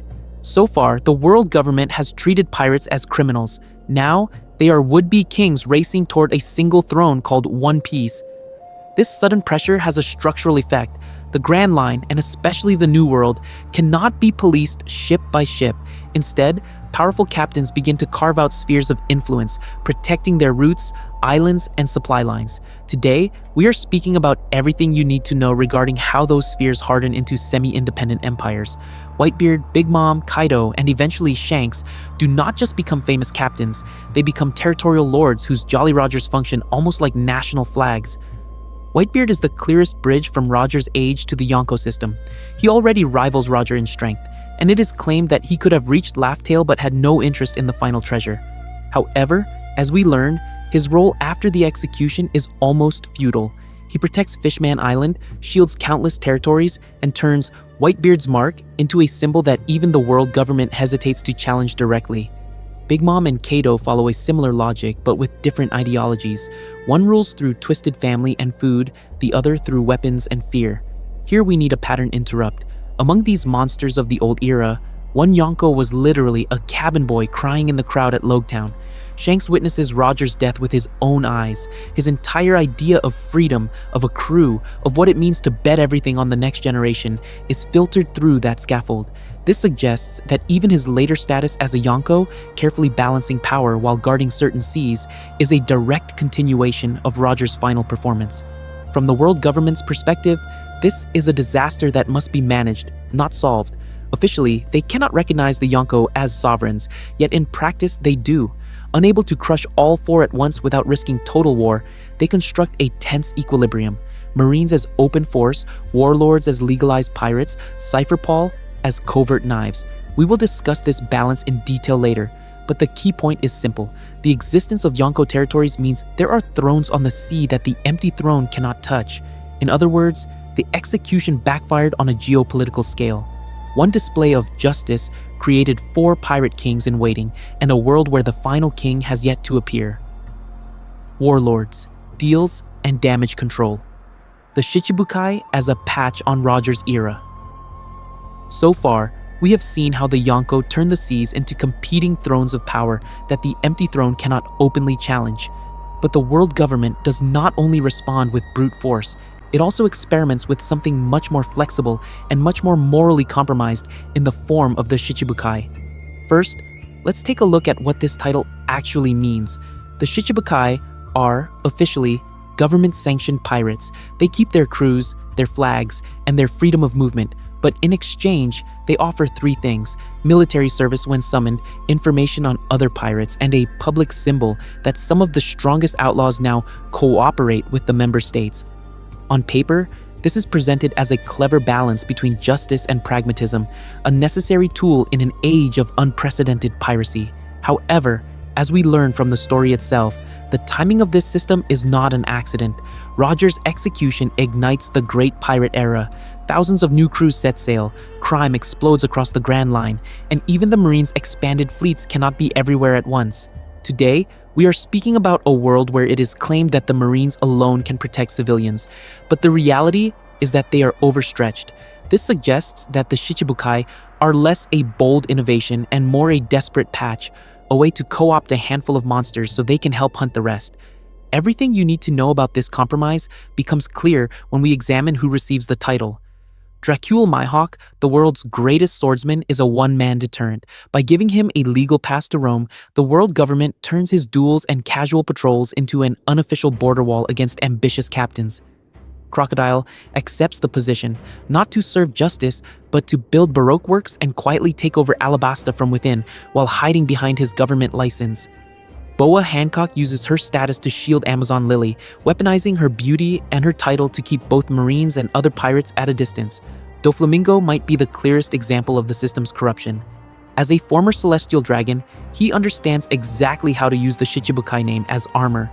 Under that protection, he runs the underworld, manipulates the smile trade, and turns Dressrosa into a personal kingdom, all while sitting under the same flag as the Marines. The title that should symbolize cooperation becomes a cloak for private empires. Crucially, this entire structure is only possible because of the world Roger leaves behind. Without the Great Pirate Era, there are not enough powerful semi-rational pirates to even form such a league. The Shichibukai are a second-order consequence of Logtown, a roster of warlords drawn from the generation that grew up chasing Roger's legend. And the irony is sharp. A system designed to stabilize the seas instead generates new scandals, rebellions, and weapons that the world government cannot fully control. The very attempt to repair the damage of one execution plants the seeds for the next global crisis, which we will discuss in detail when we reach Marineford and the fall of this institution. Revolution in the Shadows. How Roger's era fed Dragon's fire. So far, we have focused on how Roger's death reshaped piracy, but there is another shadow born from that same platform in Logtown. While the seas filled with flags and Jolly Rogers, a different kind of banner was quietly being raised, the standard of revolution. First, let's take a look at the man behind that banner. Monkey D. Dragon is introduced to us as Garp's son, Luffy's father, and the world's most wanted man. That family tree alone is a symbol of how deeply he is entangled with the core institutions of power. Garp embodies marine justice, Luffy embodies pirate freedom, and Dragon stands in open opposition to the world government itself. Officially, he is labeled the most dangerous criminal alive, not because he hunts treasure, but because he hunts the very system that defines what criminal means. Today, we are speaking about a faction that does not fit into the usual pirate-marine dichotomy. The Revolutionary Army is not chasing one piece or territory in the New World. Their target is structural. The celestial dragons on the Red Line, the member states forced to pay heavenly tribute, and the historical erasure that keeps the Void Century buried. Where pirates usually fight over resources in the form of islands, routes, and weapons, Dragon's forces attack slave auctions, topple corrupt kingdoms, and liberate populations whose suffering is the direct consequence of world government policy. This suggests that they are, in narrative terms, the answer to a question Roger's era made impossible to ignore: who will fight the system itself? However, as we learn from the timeline, Dragon does not arise in a vacuum. Roger's execution ignites the Great Pirate Era, which explodes the number of independent actors roaming the seas. That explosion exposes cracks in world government control. Marine resources are stretched thin. The warlord system is invented as a compromise, and countless islands experience new waves of raiding, conscription, and famine. When we see kingdoms like Goa burn their own slums, or places like Tequila Wolf use endless forced labor, we are looking at instability, magnified by a world order trying to hold its throne without admitting weakness. In that context, Dragon's path becomes easier to understand. He lives in the world Roger reshaped. He witnesses a public execution presented as absolute justice, followed by 800 years of peace fracturing overnight. It is claimed that Roger was simply punished as a pirate, but his calm surrender and final words reveal something else. The world government will choose spectacle over truth when its authority is threatened. For someone like Dragon, that execution could function as proof that reform from within is impossible. Everything you need to know about the Revolutionary Army then starts here. They are another unintended consequence of that day in Logtown. The event meant to solidify control instead creates the perfect conditions for someone to organize the angry, the forgotten, and the dispossessed into a coordinated force. And when we finally see how Dragon's network intersects with ancient history and the D-Clan, the true scale of that miscalculation becomes clear. Speculation. Break 2. Did Roger intend to spark revolution, not just piracy? So far, we have treated Roger's execution mainly as a strategic disaster for the world government. But there is another possibility we have to at least entertain. What if it was not a mistake at all from Roger's side, but a calculated move to start something much larger than a pirate gold rush? This is our speculation break, and we need to mark it clearly as such. First, let's take a look at what we actually know. Officially, we do not have a diary entry, a Viver card note, or any explicit confirmation that Roger sat on the Oro Jackson and said, "I will spark a global revolution." What we have is a terminally ill pirate king who turns himself in, chooses a public stage, smiles on the platform, and drops a sentence that rewires the entire age. Everything you need to know about his political intent has to be reconstructed from that expression, those words, and what he learned at Laughtail. Because Laughtail is the real turning point. There, Roger is exposed to the erased century, to Joy Boy's apology, to the truth about the ancient weapons, and the alliance that once opposed the 20 kings. It is claimed that this knowledge made him laugh, but as we learn, laughter in One Piece often hides a more complex reaction to tragedy and injustice. Standing before the void of history, Roger would have seen the current world order not as a neutral status quo, but as the end result of an 800-year project of control. This suggests that his great pirate era may have been a layered plan. On the surface, it is framed in the form of treasure and adventure. However, by inviting countless pirates to sea, Roger effectively forces the world government and its member states to overextend. The Marines must chase flags in every direction. The Gorosei must authorize harsher measures. The empty throne's illusion of fairness is stressed until it cracks, revealing brutality in places like O'Hara, Eni's Lobby, and later Marineford. Each public overreaction becomes a recruitment poster, not only for pirates but for revolutionaries and future D-bearers. Here's the pattern interrupt. What if the pirates were never the end goal, only the smokescreen? Today, we are speaking about a world where chaos is not random, but a ladder. Within the inherited will framework, Roger knows he is too early. He hears the same ancient prophecy that mentions Joy Boy's return. He understands that someone else must sit at the metaphorical throne and challenge Imu's hidden power directly. So he engineers conditions where a child like Luffy can grow, where the D-Clan can move, and where Dragon's Revolution can use pirate-made fractures in the system. We will discuss this legacy in detail later, but for now we can ask, do you see Roger primarily as a romantic adventurer, a political actor, or both? That answer will color how you read every panel of the execution scene. In the next section, we shift back from theory to consequences and trace how specific Great Pirate era careers, from Shanks to Blackbeard, become test cases for whether Roger's gamble actually worked. Echoes at Marineford, Ace's execution as a failed sequel. So far, we have treated Roger's execution as the spark that lit the fuse. To understand how deeply the world government misread that moment, we now need to look at their attempted sequel, Portgas D. Ace at Marineford, a second performance designed to correct the first, which instead exposes that they never understood the problem in the first place. First, let's take a look at Ace's position in the system. Officially, he is a notorious commander in Whitebeard's crew, captured after the incident with Blackbeard.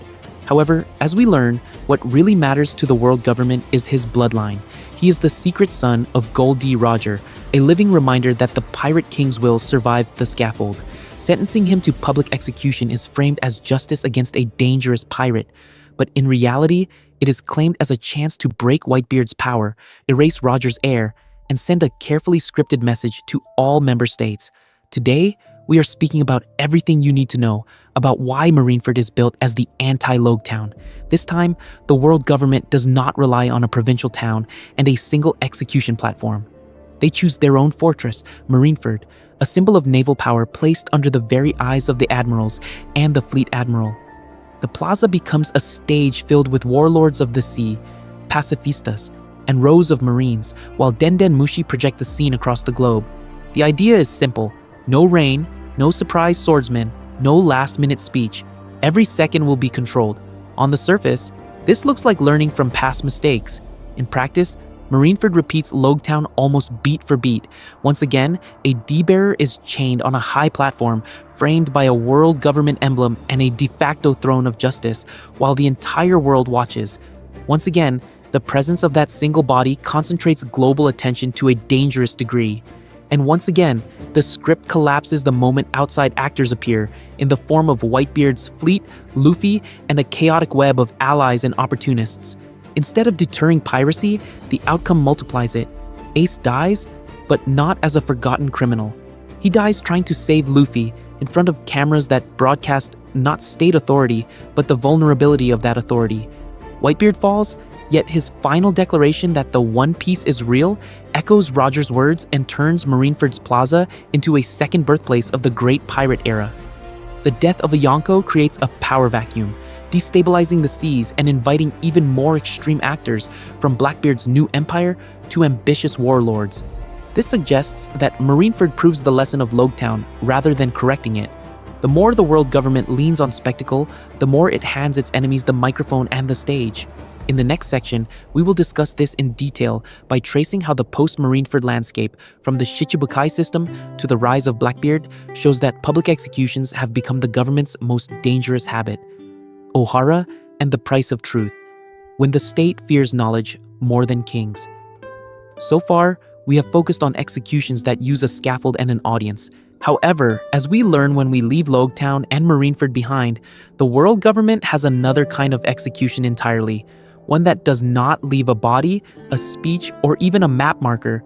It exists in the form of a burned hole in the world. First, let's take a look at Ohara. Officially, Ohara was a small, neutral island in West Blue, home to a famous tree and a community of archaeologists. It is claimed that they were simply scholars, but their true work was far more dangerous to the regime. They were studying the poneglyphs, reconstructing the Void Century, and edging closer to the same forbidden truth Roger had already heard from the stones.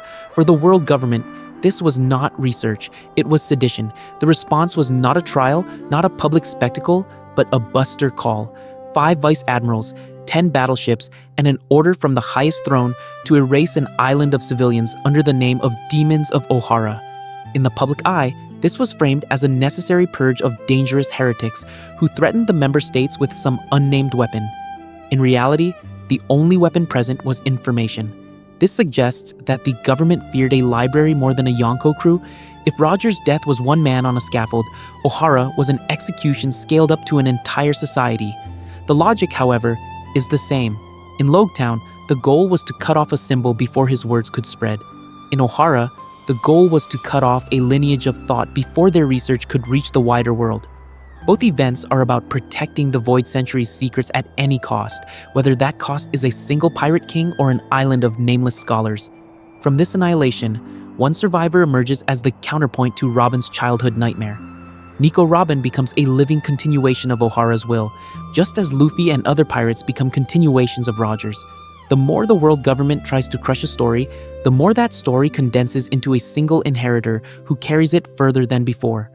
Robin is hunted as the devil child, but what they truly fear is that she can read the same script that once spoke to Joy Boy and Roger. Today, we are speaking about public versus hidden violence. Roger's execution is broadcast and mythologized, but the truth of his surrender is buried. Ohara's destruction is known, yet misunderstood. People remember the flames, not the books. Officially, it was about demons. Unofficially, it was about history. Both cases show us everything you need to know about the real priorities of the world government. They are more terrified of information and inherited will than of any individual pirate, no matter how strong. The question is, what happens when they try to erase an entire era the same way they erased an island? Joy Boy's shadow over the scaffold, ancient promises and modern executions. To answer that, we have to leave Logtown for a moment and go back 800 years to a name that should not exist in the mouths of the member states at all: Joy Boy. Joy Boy is not a pirate, not a king, not even a clearly defined person. He is a shadow on history, a figure from the Void Century tied to the ancient weapons, the Poneglyph network, and a single, devastatingly human thing: a broken promise to Fishman Island. First, let's take a look at what that promise actually represents. On the surface, It is claimed that Joy Boy simply failed to keep an agreement involving Noah, the giant ship, and the dream of bringing fishmen to the surface. However, as we learn from the poneglyphs, this was part of a much larger project, a coordinated plan between the ancient kingdom, the Sea Kings, and specific bloodlines to reshape how the world itself is ruled. Joy Boy's apology carved in stone is more than regret. It is a monument to an interrupted revolution. Now, bring Roger back into the frame. When he reaches Laugh-Tale and reads the true history, he and his crew do not react with horror. They laugh. They call it a story full of laughs. This is our pattern interrupt. The supposed final secret of the world government's greatest crime is not framed as pure tragedy, but as a cosmic comedy of missed timings, grand failures, and stubborn hope. So far, every attempt to overturn the existing throne of power has ended in a kind of bittersweet joke. Today, we are speaking about how Roger places himself inside that joke. He learns about Joy Boy, about the Void Century, about the ancient weapons sleeping across the seas, and he realizes something crucial. He has arrived too early. The conditions, the people, the inherited wills needed to complete Joy Boy's promise are not yet assembled. This suggests that Laugh-Tale did not give Roger a mission he could finish, but a script he could only hand off. Here, the parallel becomes clear. Joy Boy's failed promise and Roger's planned execution sit at the same hinge in the cycle. Joy Boy stands at the moment where the world could have changed and didn't. Roger stands at the moment where the world government believes it is closing the book, but he quietly turns the page instead. Officially, Logtown is an ending. Unofficially, it is a casting call. By surrendering while terminally ill, Roger chooses his scaffold the way Joy Boy once chose his apology stone. Both are messages in the form of public failure. Roger cannot become Joy Boy, but he can become part of Joy Boy's chain by igniting the Great Pirate Era, scattering candidates, clues, and poneglyph readers across the seas. In this sense, the scaffold in Logtown is not just a place of death. It is a bridge stretched between that ancient, erased war and the final conflict we are moving toward now, where Joy Boy's promise, Roger's smile, and the world government's fear of history will finally collide. The missing sword and the empty throne. Reverie, clues about Roger's legacy. And this is where the Reverie and the so-called Holy Land snap that Logtown scaffold into terrifying focus. First, let's take a look at the empty throne itself. Another symbol of the world government is this throne in Pangaea Castle on the Red Line. Officially, it is claimed that this seat is always vacant to represent that no single king rules the world.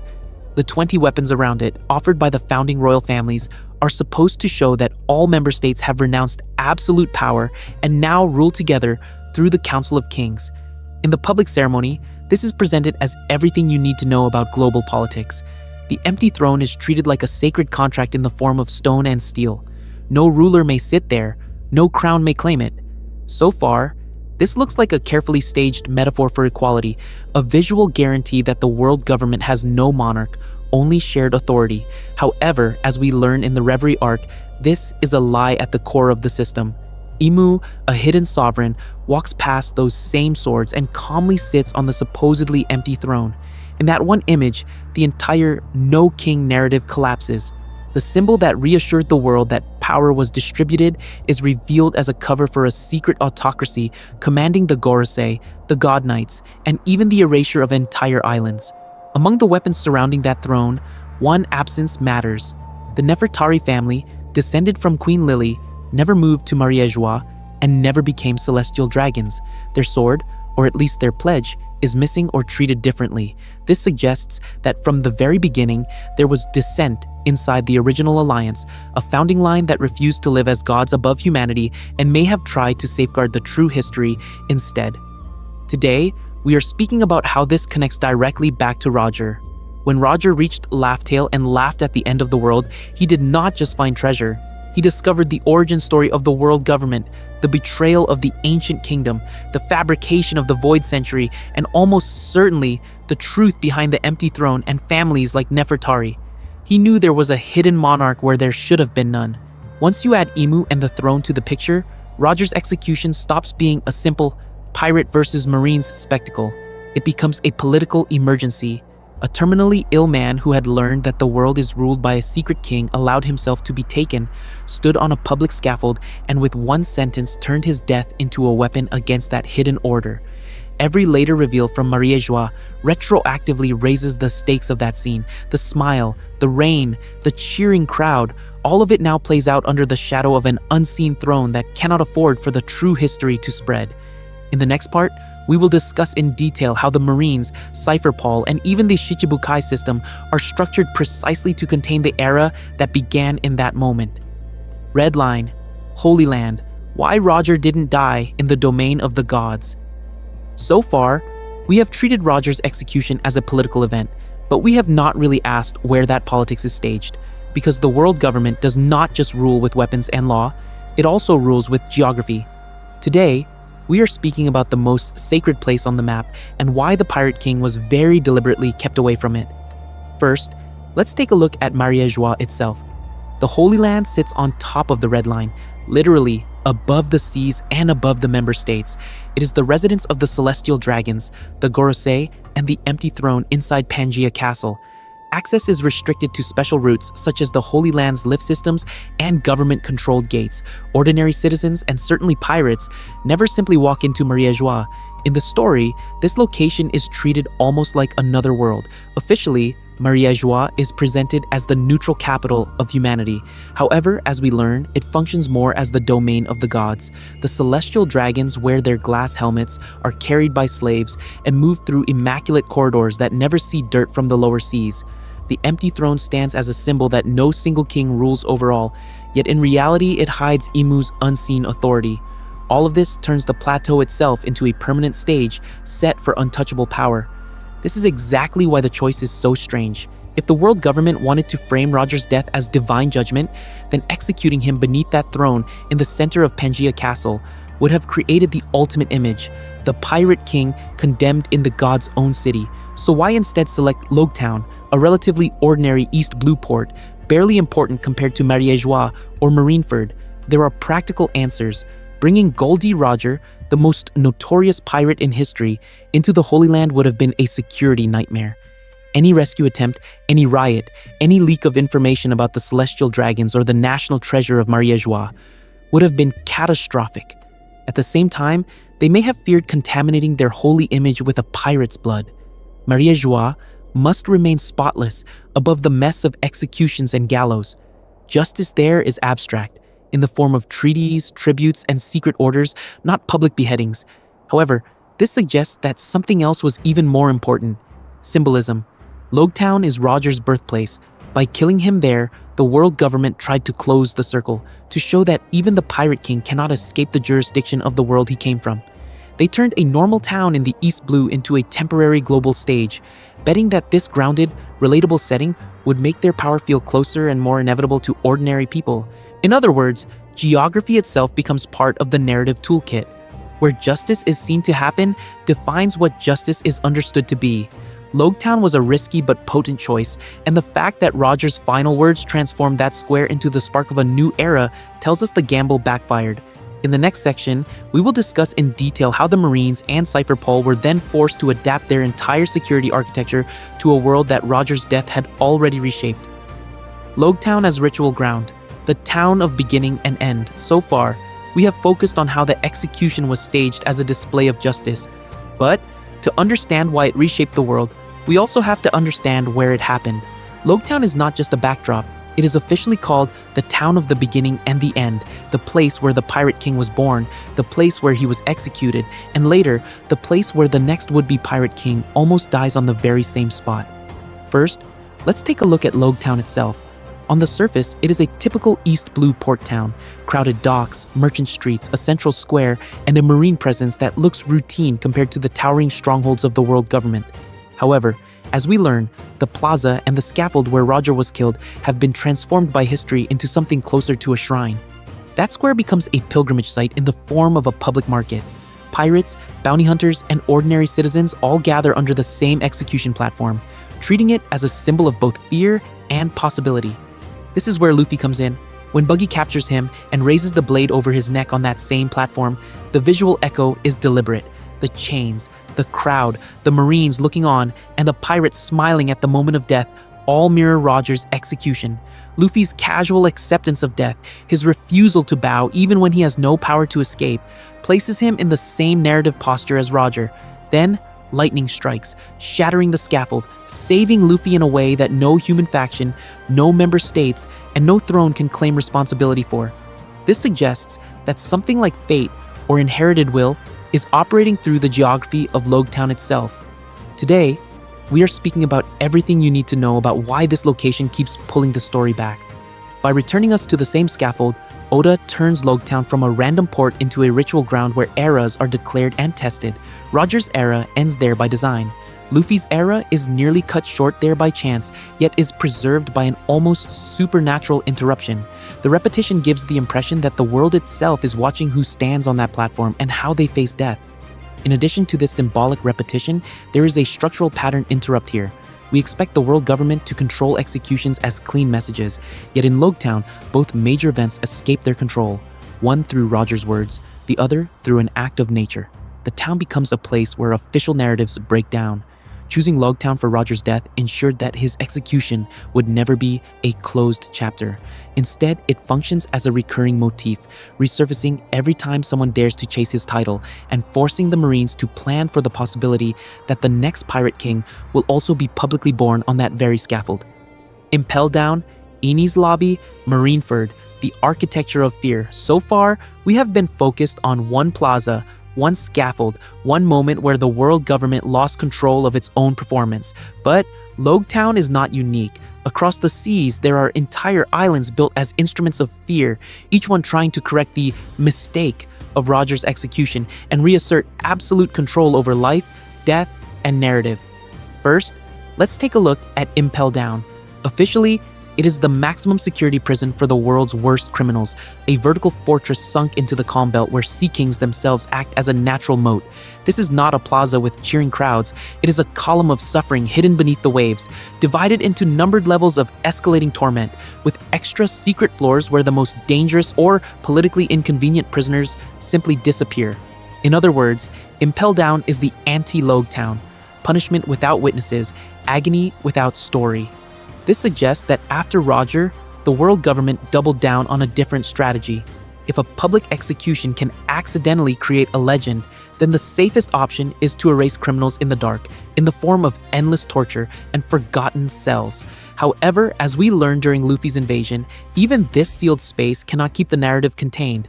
Prisoners escape, alliances form in the corridors, and the supposed black hole of history suddenly spits out figures like Crocodile and Jinbe back into the world stage, undermining the claim that justice here is final. By contrast, Enies Lobby is built to be seen. It is claimed to be the judicial island of the member states, crowned by the colossal gates of justice and ringed by waterfalls that fall into a perpetual day. The entire island functions as a stage where sentences are declared, where Cypher Paul parades its authority, and where the signal for a buster call can be given with ceremonial grandeur. Today, we are speaking about everything you need to know about how architecture itself becomes a symbol, the bridge to the courthouse, the towering gate, the visible path from arrest to annihilation. Yet, when the Straw Hats burn the world government flag and storm the courthouse, this immaculate theater of law becomes a broadcast of failure, showing the world that even inevitable verdicts can be overturned. Marineford completes the triad. If Impel Down is hidden punishment and Enies Lobby is legal authority, Marineford is raw military power. It is the Marine headquarters, a fortress city arranged like an amphitheater around the execution platform where Ace is chained, with the three admirals literally seated as a living throne of justice behind him. Everything about its design projects invincibility. However, once Whitebeard's fleet arrives and the war erupts, that carefully constructed image collapses into rubble, tidal waves, and live broadcast chaos. Across Impel Down, Enies Lobby, and Marineford, we see a pattern. Each location is engineered to embody a different facet of world government power, yet each is humiliated when pirates and revolutionaries invade. And at the root of all these failures stands Roger's smile in Logtown, the first time a government-controlled space failed to control the story, setting a template that every later Fortress of Justice is doomed to repeat. In the next part, we will discuss in detail how the world government tries to repair this damage with censorship, propaganda, and the systematic erasure of inconvenient symbols, only to discover that ideas spread faster than any buster call. City of the Gods, daily life above the world.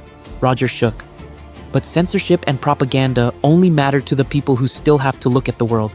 High above Logtown's plaza, there is a city specifically designed so that its rulers never have to see anything they do not want to see.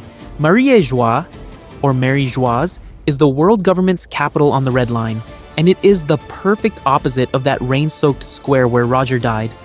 First, let's take a look at the street level there. Wide, immaculate avenues paved with pale stone, rows of ornate mansions, each one a private palace funded by the heavenly tribute from the member states. Guards in pristine uniforms posted at every corner, not to protect civilians from crime, but to protect the celestial dragons from contact with ordinary life. The people who move through these streets are not walking. Celestial dragons drift past on human mounts, slaves forced to crawl while their masters ride on their backs, sealed under glass bubble helmets. The helmets are a symbol of both status and separation. Officially, it is claimed they wear them to avoid breathing the same air as commoners. However, as we learn from scenes like Sabaody, they function as a constant visual reminder that these gods are not like everyone else and do not intend to be. In public, the world government is an alliance of kings and elected leaders. In practice, Mariéjois is a hereditary pantheon. The celestial dragons see themselves as literal descendants of the 20 founders who once sat above the ancient kingdom, and this suggests that, in their own minds, they did not inherit power so much as divinity. They walk past chained prisoners, auctioned families, and rows of branded humans the way someone else might walk past furniture. To them, commoners are property, and law is something that applies only downward. Now, contrast that with Logtown. Roger's execution platform stood in a common plaza, surrounded by merchants, children, and low-ranking Marines. The Pirate King died in a place where anyone could look up and see the gallows, where his last words could fall directly into the crowd. The true rulers of the system he destabilized were nowhere near that reign, that fear, or that sudden rush of hope. This distance creates a profound moral disconnect. The people who benefit most from the existing order, the celestial dragons in their mansions, the nobles who never leave the Red Line, are the least exposed to the chaos unleashed by Roger's smile. Pirates fight and die on the seas. Marines burn out executing buster calls. Civilians in distant member states lose homes, families, and entire islands. Mariéjois, protected by the Red Line and the Holy Land's defenses, mostly hears about these things in the form of reports. Today, we are speaking about everything you need to know regarding why this matters for public justice. Because if the architects of policy never personally feel the blowback, they will keep choosing the same tools: spectacle, executions, erasure. So far, every time the world government has tried to reaffirm its authority with a grand display, it has underestimated how people outside Mariéjois will react. In the next section, we will discuss in detail how that insulated mindset shapes specific decisions, from O'Hara to Marineford, and why the gods on the Red Line may already be setting the stage for the next disaster they cannot see coming. Statues, hooves, and human auctions, symbols of a rigged world. So far, we have talked about the world government's mindset in the abstract. In Mariéjois and Sabaody, that mindset is carved into stone and burned into skin. Today, we are speaking about everything you need to know about how the gods versus humans idea is turned into daily reality through symbols, brands, and markets. First, let's take a look at the most brutal symbol of all, the hoof of the dragon. This is the mark seared into the flesh of slaves owned by the celestial dragons. 4 curved lines like a cloven hoof pressed in the form of a permanent scar.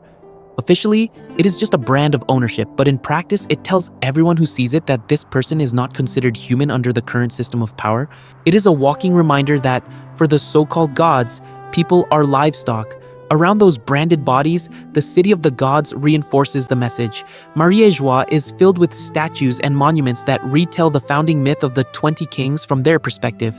We see towering depictions of robed figures looking down from stone thrones, grand arches that frame the sky as if the Red Line itself were a divine altar, and palatial corridors lined with portraits of celestial dragon families. This architecture is not neutral. It is claimed that the empty throne symbolizes equality among member states. However, as we learn from the presence of Imu and the Gorosei, the real function of these spaces is to constantly whisper, the founders are gods, everyone else is beneath them. Then, far below Mariéjois, that ideology becomes open commerce on Sabaody. The human auctioning house is a public theater where humans, fishmen, and merfolk are sold under the world government's nose. Nobles bid on rare specimens while Marines patrol outside, treating it as background noise. This suggests that the hierarchy is not just tolerated but structurally integrated. Even the pricing reflects the worldview. Higher bounties and rarer races fetch more, as if a life's value could be calculated like cargo. Now, contrast that with Goldie Roger. The Pirate King sailed with a doctor, a giant, a fishman helmsman, and men from different seas, sharing food and danger without brands or thrones. He laughed at the world's secrets instead of hiding them, and when he reached the end, he died standing and smiling, not kneeling to these self-proclaimed gods. His last words in Logtown turned the execution platform into the opposite of an auction block. Instead of being sold, his life purchased everyone else a dream. Every branded slave in Maria Joa, every life auctioned on Sabaody, is part of the world that Roger's execution quietly begins to destabilize. The celestial dragons do not realize it yet, but the same spectacle they use to prove their divinity plants doubt in the minds of those watching. In the next section, we will discuss in detail how that doubt spreads through pirates, scholars, and revolutionaries, and why the hoof of the dragon may one day be replaced by a very different symbol. Speculation. Break 3. Do the gods remember the day the world changed? That doubt does not just spread across the seas. It also has to echo upward into the Holy Land itself. Today, we are speaking about a question the story only hints at. Do the so-called gods of this world actually remember the day Gol D. Roger died and understand what they unleashed? First, let's take a look at what is canon and what is not. Everything in this section is speculation, built from a few short scenes in Maria Joa, the Reverie, and the recent chapters that show Imu and the Gorosei in motion. It is claimed that the world government stands above pirates and their chaos, but we almost never see the celestial dragons discuss history, Roger, or the age of pirates directly.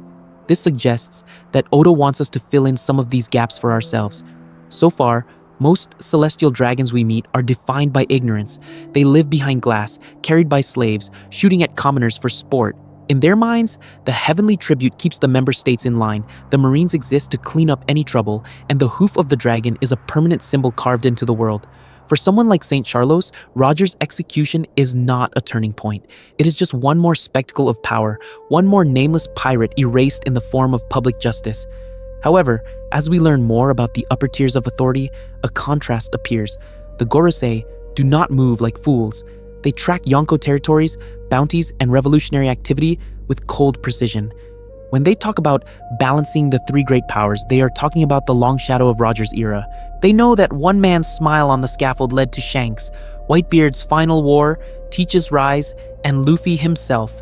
In their private chambers, that execution may look less like a triumph and more like a miscalculation they are still trying to correct. At the very top sits Imu, on the throne that is officially empty. We will discuss Imu's nature in detail later, but for now, consider the pattern of recent moves. The erasure of Lulusia is not random. The targeting of specific D-bearers, the interest in ancient weapons, the quiet orders given to the Gorosei, all point back to a single fear, that the fire Roger helped reignite will converge with Joy Boy's will and burn the system down. What if Imu sees Logtown as the moment the light of controlled history began to flicker? Imagine the conversations we never hear in Pangaea Castle. Do they speak Roger's name with contempt as a criminal who polluted 800 years of order, or with a grudging respect reserved for a man who broke their narrative with one sentence? In the next section, we follow that sentence outward, tracing how pirates, scholars, and revolutionaries transform a dying man's words into a worldwide challenge to the world government's rule. From one smile to 1,000 dreams, Luffy as Roger's direct inheritance. If Roger's last sentence was a stone thrown into the ocean of history, then Luffy is the wave that finally reaches the shore. Today, we are speaking about how that single moment in Logtown travels across decades, across oceans, and crystallizes in the form of one rubber-bodied kid from East Blue. First, let's take a look at Luffy's origin, because so far, the story we have traced has been about kings, gods, and executions. In a quiet corner of the world, far from Pangaea Castle and the empty throne, a boy watches a red-haired pirate laugh, drink, and refuse to bow to local power. Shanks himself once stood on a ship's prow behind Gol D. Roger. He heard those last words. It is claimed that his entire vision of piracy was reshaped by that execution, and he carries that vision into East Blue, where Luffy absorbs it without ever seeing Roger's face. This is where Roger's words begin to blur. Officially, One Piece was the name of a treasure, a concrete hoard the world government wanted to erase from memory. However, as we learn through Luffy's perspective, by the time that phrase filters down through Shanks, through bar tails and wanted posters, it stops being a specific chest of gold. For Luffy, One Piece is a symbol of ultimate freedom, of sailing any sea, of laughing with friends under a sky that no celestial dragon can tax or control. He decides to become Pirate King without knowing the political weight of that title, only its emotional gravity. The echo becomes unmistakable when Luffy returns to Logtown, the town of the beginning and the end. Strapped to the same kind of scaffold, lightning gathering overhead, he faces execution not as a spectacle arranged by the world government, but as a small, almost forgotten replay. He does not beg. He smiles. He accepts death with the same composure Roger showed, turning a failed public killing into another quiet declaration that fear cannot rule the seas. This suggests that some wills are inherited in ways no bloodline can explain. Here, the D-Clan steps out of the shadows. Roger, Monkey D. Luffy, Portgas D. Ace, Jaguar D. Sol, Trafalgar D. Waterlaw, scattered across member states and oceans, yet all marked by that initial tide to an ancient enemy of the gods. The world government treats the D like a curse word, something never explained in official records, yet constantly present at their most catastrophic failures. From O'Hara to Marineford, a D on the execution platform becomes a recurring pattern, not a coincidence. Luffy's quest, then, is not a child's imitation of a legend. It is the long-delayed answer to the question Roger carved into the world with his dying breath. Who will come after me? And as we will see next, the more Luffy sails, the more that answer forces the world government to reveal what it has spent 800 years trying to hide. Illusion of equality, reality of chains, what Roger's death reveals about power. So far, we have followed how Roger's smile turns into Luffy's journey. Now, we need to ask what that smile did to the system that killed him, because Roger's execution is not only the birth of the great pirate era, it is the moment the world government's own story about itself starts to fracture. First, let's take a look at the official ideal. On paper, the world government is a neutral alliance of roughly 170 member states, united so that no single king can sit above the others. The empty throne in Pangaea Castle is presented as the ultimate symbol of this promise. It is claimed that every royal bows before that throne to swear that power will be shared, that the Marines will exist only to protect civilians from pirates and criminals, and that justice means stability for ordinary people. However, as we learn, this is an illusion maintained by very real chains. The throne is not truly empty. Imu exists, a hidden monarch who quietly commands the Gorosei. The descendants of the original 19 families live as celestial dragons above the clouds of Mary Joise, treating human beings as property, buying and selling slaves in the form of collars and auctions. When this system speaks of justice, it often arrives as a buster call, an island erased from the map, or a show trial where the verdict is decided long before the sentence is read. In that context, Roger's death becomes a crack running straight through the facade. Officially, the Pirate King is paraded in chains in Logtown to prove that no criminal can escape the world government. The message is supposed to be simple. Even the strongest pirate dies under the blade of marine justice. Today, we are speaking about how that spectacle backfires. Roger's last words do not affirm the government's power. They invite the entire world to question whether its version of justice is the only story. This suggests that the execution becomes a kind of forbidden broadcast. The man who supposedly lost to the system uses his final breath to point beyond it, toward a treasure and a century the government refuses to name. The crowd does not see a monster defeated. They see a king choosing his own death, smiling and turning the gallows into a gateway. And once you notice that, other events start to line up. At O'Hara, an island of scholars is annihilated for reading history. At Marineford, Ace's public execution is staged to terrify pirates, yet the war only exposes how far the admirals will go to preserve a symbol. At Sabaody, celestial dragons shoot civilians and buy slaves while marines look away. At the Reverie, kings gather equally under the empty throne, while Emu quietly erases entire member states. Every time the world government flexes its power in public, more people glimpse the chains behind the rhetoric. Roger's execution is the first domino, the moment when anyone paying close attention can feel that the fair, stable world is a constructed narrative.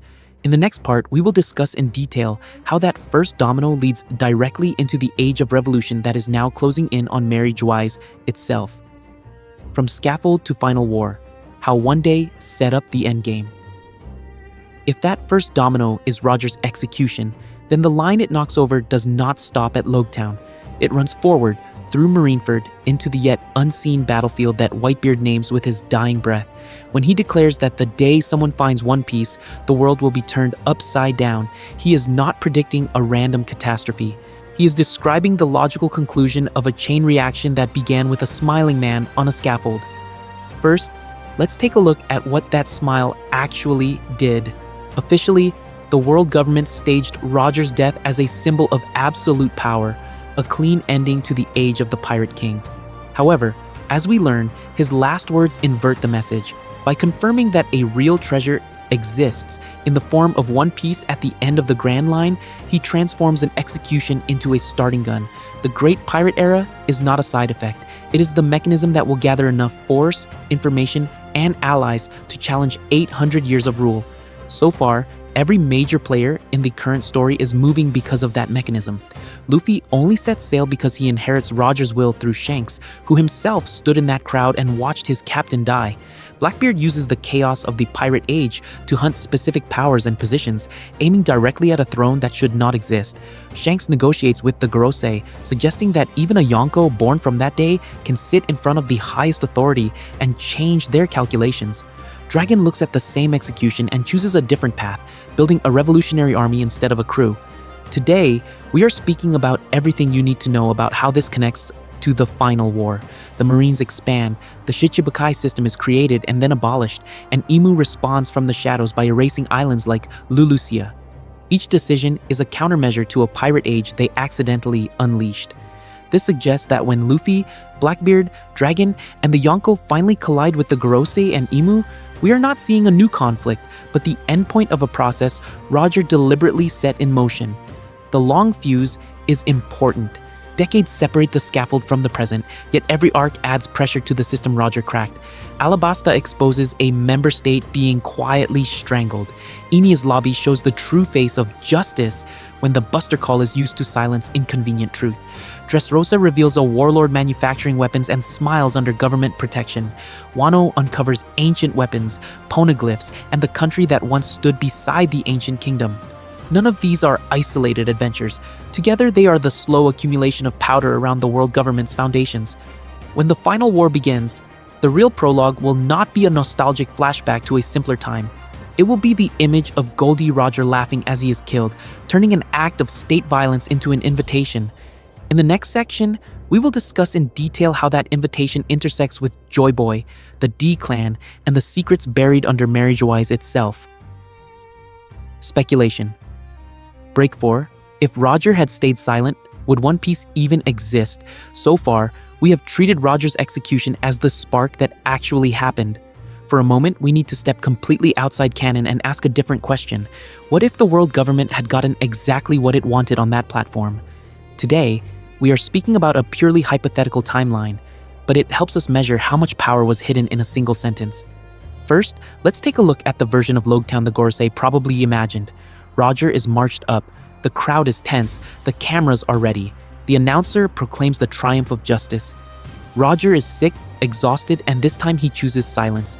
No declaration, no treasure, no invitation. The blades fall, the Pirate King dies, and officially, the world government presents this as the end of an era, not the beginning of one. In that world, Roger becomes a cautionary symbol instead of a legend. His name is attached to the idea that even the strongest pirate will eventually kneel before the throne of law. Parents in the member states tell their children that the Pirate King died like any other criminal. Without the promise of One Piece, there is no immediate gold rush. Some pirates still sail, but the Great Pirate Era never explodes in the form of mass recruitment, uncontrolled crews, and countless upstarts leaving the East Blue. This suggests that many of the structures we take for granted would look completely different. With fewer top-tier pirates, the Yonko balance may never emerge. Instead of 4 emperors ruling chaotic territories, we might see a patchwork of smaller warlords, more easily isolated and erased. The revolutionary army, already operating in the shadows, would struggle to gain recruits or resources because there is no shared dream of overturning the world that Roger seemed to confirm with his last words. Even Luffy's story is not safe in this scenario. Without Shanks being inspired as a boy by Roger's execution, does he ever become the kind of pirate who passes that dream on? If the seas are quieter, if Logtown is remembered as a moment of fear rather than excitement, a child in Fuchsia Village has far fewer reasons to declare that he will surpass the Pirate King. The entire chain of inherited will is weakened at its first visible link. However, as we learn when we examine the Void Century, the deeper danger is not just fewer pirates. It is claimed that no one has reached Laughtale since Roger. Without the lure of One Piece, who funds the kind of insane voyage needed to read every poneglyph, challenge the Calm Belt, and approach the final island, the world government's control over history might remain almost perfectly stable, because the only people with both motive and means to expose the truth simply never organize. In that sense, Roger's single sentence did not only create more pirates, it may have preserved the possibility that the hidden history, Joy Boy's promise, and the true nature of the world government could ever resurface. And if that is the case, then the next question becomes unavoidable. Why does that same will keep reappearing in the D clan, and how does it connect to the secrets buried directly beneath Mary Joaz? Bringing it all together, the execution that started everything. So far, we have followed the ripples of a single sentence. Now, we need to go back to where those ripples began. First, let's take a look at that opening image again. Roger on the scaffold in Logtown, chains on his neck and wrists, Marines surrounding him, the crowd roaring for the end of the Pirate King. Officially, this is the world government at its peak. The Pirate King is captured, justice is done, and the story is supposed to close on a clean, triumphant execution. However, as we learn, that scene is not an ending. It is the prologue to everything you need to know about the modern age. The moment Roger smiles, the scaffold stops being a tool of state power and becomes a stage for a different idea. That the world is bigger, that the truth has been buried, and that anyone can chase it. When he declares that his treasure is real and can be found, the title Pirate King shifts in an instant from criminal label to aspirational symbol.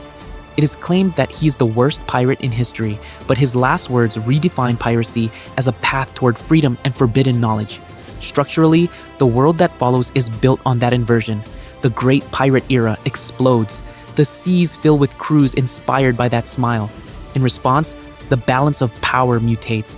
4 emperors rise in the form of the Yonko, ruling vast territories beyond direct control of the member states. To counter them, the world government creates the Shichibukai, a legalized pirate class that exposes how flexible justice really is when power is at stake. The Revolutionary Army grows bolder, feeding on the same anger at lies and oppression. The Marines, cornered between Yonko, warlords, and revolutionaries, slide into escalating extremism, from buster calls to public spectacles like Marineford. Symbolically, everything comes back to that scaffold. The platform meant to display submission instead showcases defiance. The chains that should signal defeat frame a smile that refuses to acknowledge the throne behind the curtain. Roger's body dies, but his sentence rewrites the narrative script the world government has used for 800 years. This suggests that titles, executions, and even history itself are only as stable as people's belief in them.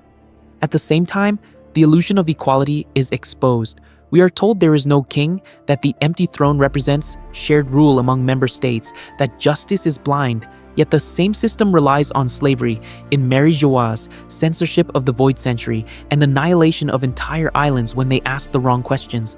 Roger's death is staged to reinforce these myths, to prove that no one can stand above the law. Instead, that moment quietly proves the opposite. One man's will can outlast the scaffold. And this is the crucial point. The execution does not simply fail as a deterrent, it inverts its purpose. What was meant to be a final display of state power becomes the origin story of the very forces that will challenge that power. The Yonko, the revolutionaries, the next Pirate King, and the recurring will of D. The question now is how that will, born under the noose in Logtown, connects to the secret sleeping beneath the empty throne itself. Your turn. Was Roger a pirate, a prophet, or both? So far, we have treated Roger's execution as a structural turning point for the world government, a moment where a spectacle of power quietly became a catalyst for rebellion. But now we need to pause and ask a much more personal question. When you look at that platform in Logtown, what do you actually see? A laughing pirate, a prophetic architect of a new age, or something that does not fit neatly into either word? First, let's take a look at Roger's own choice. He was terminally ill. He turned himself in. He allowed the world government to schedule, announce, and stage his death as an official symbol of justice. That already tells us he was not simply cornered prey. The execution was, in the most literal sense, his final performance. The issue is whether he just wanted one last, unforgettable story, or whether he deliberately engineered the Great Pirate Era as a long-term challenge to the empty throne and the order behind it. If we assume intention, then his last words are not a joke, but a design. He points to one piece, to a treasure that may also be a truth erased from history, and throws it into the hands of anyone brave enough to sail. This suggests that he consciously weaponized desire and curiosity against 800 years of censorship. However, as we learn from other events, unleashing that kind of wave means unleashing chaos. So, how do we frame that morally? On one side, you could argue that Roger is reckless. By igniting the Great Pirate Era, he indirectly creates more war, more slavery, more burned towns across member states that are already struggling under the heavenly tribute. Ordinary people suffer while pirates chase a dream. On the other side, you could see him as heroic because he opens a path to freedom that did not exist under an untouchable world government, and he forces the system to expose its own violence in the form of buster calls, judicial islands, and public executions. To feel the weight of that choice, compare his death to Ace at Marineford or the destruction of O'Hara. Which moment hit you the hardest, and why? Was it Roger smiling as the era began, Ace dying to protect Luffy in front of the entire world, or scholars on O'Hara being erased for trying to read a stone? Each event is officially framed as justice, yet each one produces the opposite effect, inspiring new pirates, revolutionaries, and historians. We also need to ask who, on that day in Logtown, truly understood the stakes. Did Garp, standing between duty and family, sense what was coming? Did Sengoku, as the strategist of the Marines, realize that the deterrent could backfire? Did the Gorosei, far away near the empty throne, grasp that a few sentences could rival their secret power? Or was Roger the only person on that scaffold who knew exactly what kind of era he was buying with his life? Today, we are speaking about everything you need to know in order to form your own view, but this is where we turn it over to you. Tell us in the comments whether you see Roger as a pirate, a prophet, or both, and explain which death or sacrifice shaped your understanding of the world government the most. The best discussions always happen beneath the video, and your interpretations may decide which execution, which island, or which decision we will discuss in detail in a future deep dive. If you made it this far, you're part of the era too. If you are still here with us over 2 hours later, then you have essentially stood on that scaffold the entire time. We have spent this entire video dissecting a single execution, frame by frame and implication by implication, and that alone shows how powerful this one scene is and how dense One Piece world building has become around it. One public death in a small town at the edge of the East Blue now connects to Imu, to the empty throne, to Marineford, and to every rebellion simmering beneath the surface of the member states. First, let's take a look at what that means for you as a viewer. Inside the story, Roger talks about inheriting will. His words move from him to Whitebeard, to Ace, to Luffy, and to countless nameless pirates who heard the legend secondhand. Outside the story, something similar happens in the form of long-form analysis. By choosing to sit with this execution, to question the world government's narrative of justice, and to follow the trail from Logtown to Pangaea Castle, you are inheriting and keeping alive the deeper themes of freedom, history, and power. So far, we have focused on Roger, the Marines, and the world government as fictional institutions. However, as we learn more about this series, it becomes clear that the real Great Pirate Era also exists in the audience. Every time you pause on a small panel, replay a line, or argue in the comments about whether this was a calculated plan or a desperate final act, you are doing everything you need to know to keep that era going. This suggests that the will of D, the will of O'Hara, and the will of every silenced island is partially carried by people like you who refuse to accept the official story at face value. If you want that conversation to continue, this is where your actions matter. Like the video if this execution looks different to you now than it did at the beginning. Subscribe if you want more breakdowns of the world government, of Imu and the empty throne, and of how symbols of rule quietly shape the lives of all the member states. Share this with a friend who still thinks Roger's execution was just a cool flashback, and invite them to see how one smile on the scaffold undermined 800 years of carefully managed fear. From here, you have several paths. You can move directly into our deep dive on the world government as a system, where today we are speaking about its hidden ruler, its symbols, and its use of public justice as a weapon. You can explore our Imu and Empty Throne analysis, where we will discuss in detail how one secret monarch turned Roger's final words into a global crisis. Or you can treat Marineford as the sequel to Logtown and watch our full breakdown of that war, where the same stage, the same language of justice, and the same attempt at deterrence play out on an even larger scale. Roger once said, "My treasure? It's yours if you want it." Our version of that is simple. The story, the patterns, the hidden machinery behind every execution and every erased island, it's yours if you keep digging. Stay curious, keep questioning the scaffold the world government builds in front of you, and we will meet you at the next throne, the next island, and the next secret history. End card. Reflection. One scaffold, infinite rewatches. So, as we leave that promise of more secrets, we return one last time to the simplest image in this entire story. Roger on the scaffold, the blades frozen mid-swing, the crowd held between breath and scream. This single frame is everything you need to know about how one man, one sentence, and one smile can overturn an entire world government without lifting a weapon. First, let's take a look at that smile itself. Roger is kneeling, chained, officially defeated, with the executioner's halberds already in motion. By every visible symbol of power, the state has won. However, as we learn from the very next second, he is the one who dictates the meaning of this moment. The crowd leans in, the member states watch through Den Den Mushi, the Marines stand ready to showcase order, and Roger quietly turns an ending into the true beginning of the great pirate era. If you pause there, before the blades land, the entire series is compressed into that fraction of a second. So far, we have only followed the consequences. Luffy setting sail, Shanks and Buggy remembering, the Yonko system forming in the vacuum Roger left behind. But after Marineford, Dressrosa, and especially the Reverie, rewatching this execution becomes a different experience. You start to see the invisible actors around the square in the form of Cypher Paul reports, Gorosei deliberations, and even Imu on the hidden throne reacting to a light that refuses to go out. This suggests that the Logtown scaffold is a kind of narrative laboratory. Every time you return to it, new details surface. The way the Marine's faces harden when he mentions his treasure. The way the crowd's fear flips into hunger the moment the words, "One Piece," leave his mouth. The way that, officially, this was meant to be a deterrent, yet in practice it became the most effective recruitment poster for piracy in history. Today, we are speaking about a scene that rewards you if you treat it like a historical document and not just a flashback. If you want to keep pulling on those threads, we have already laid out the next islands on this route.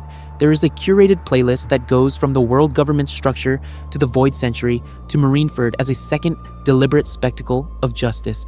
In each of those, we will discuss in detail how public executions, erased islands, and empty symbols like the throne in Pangaea Castle all connect back to this one moment in Logtown. So here is our soft invitation. Keep this tab open. Let the next theory autoplay. Sail on to the next island of analysis while this freeze frame lingers in the corner of your mind. As the end card appears, we let the ambient crowd noise from Logtown swell back in, the murmur just before history changes, and we leave you with a single question on screen. Where were you when you first saw this smile? And more importantly, what will you notice the next time you return to the scaffold?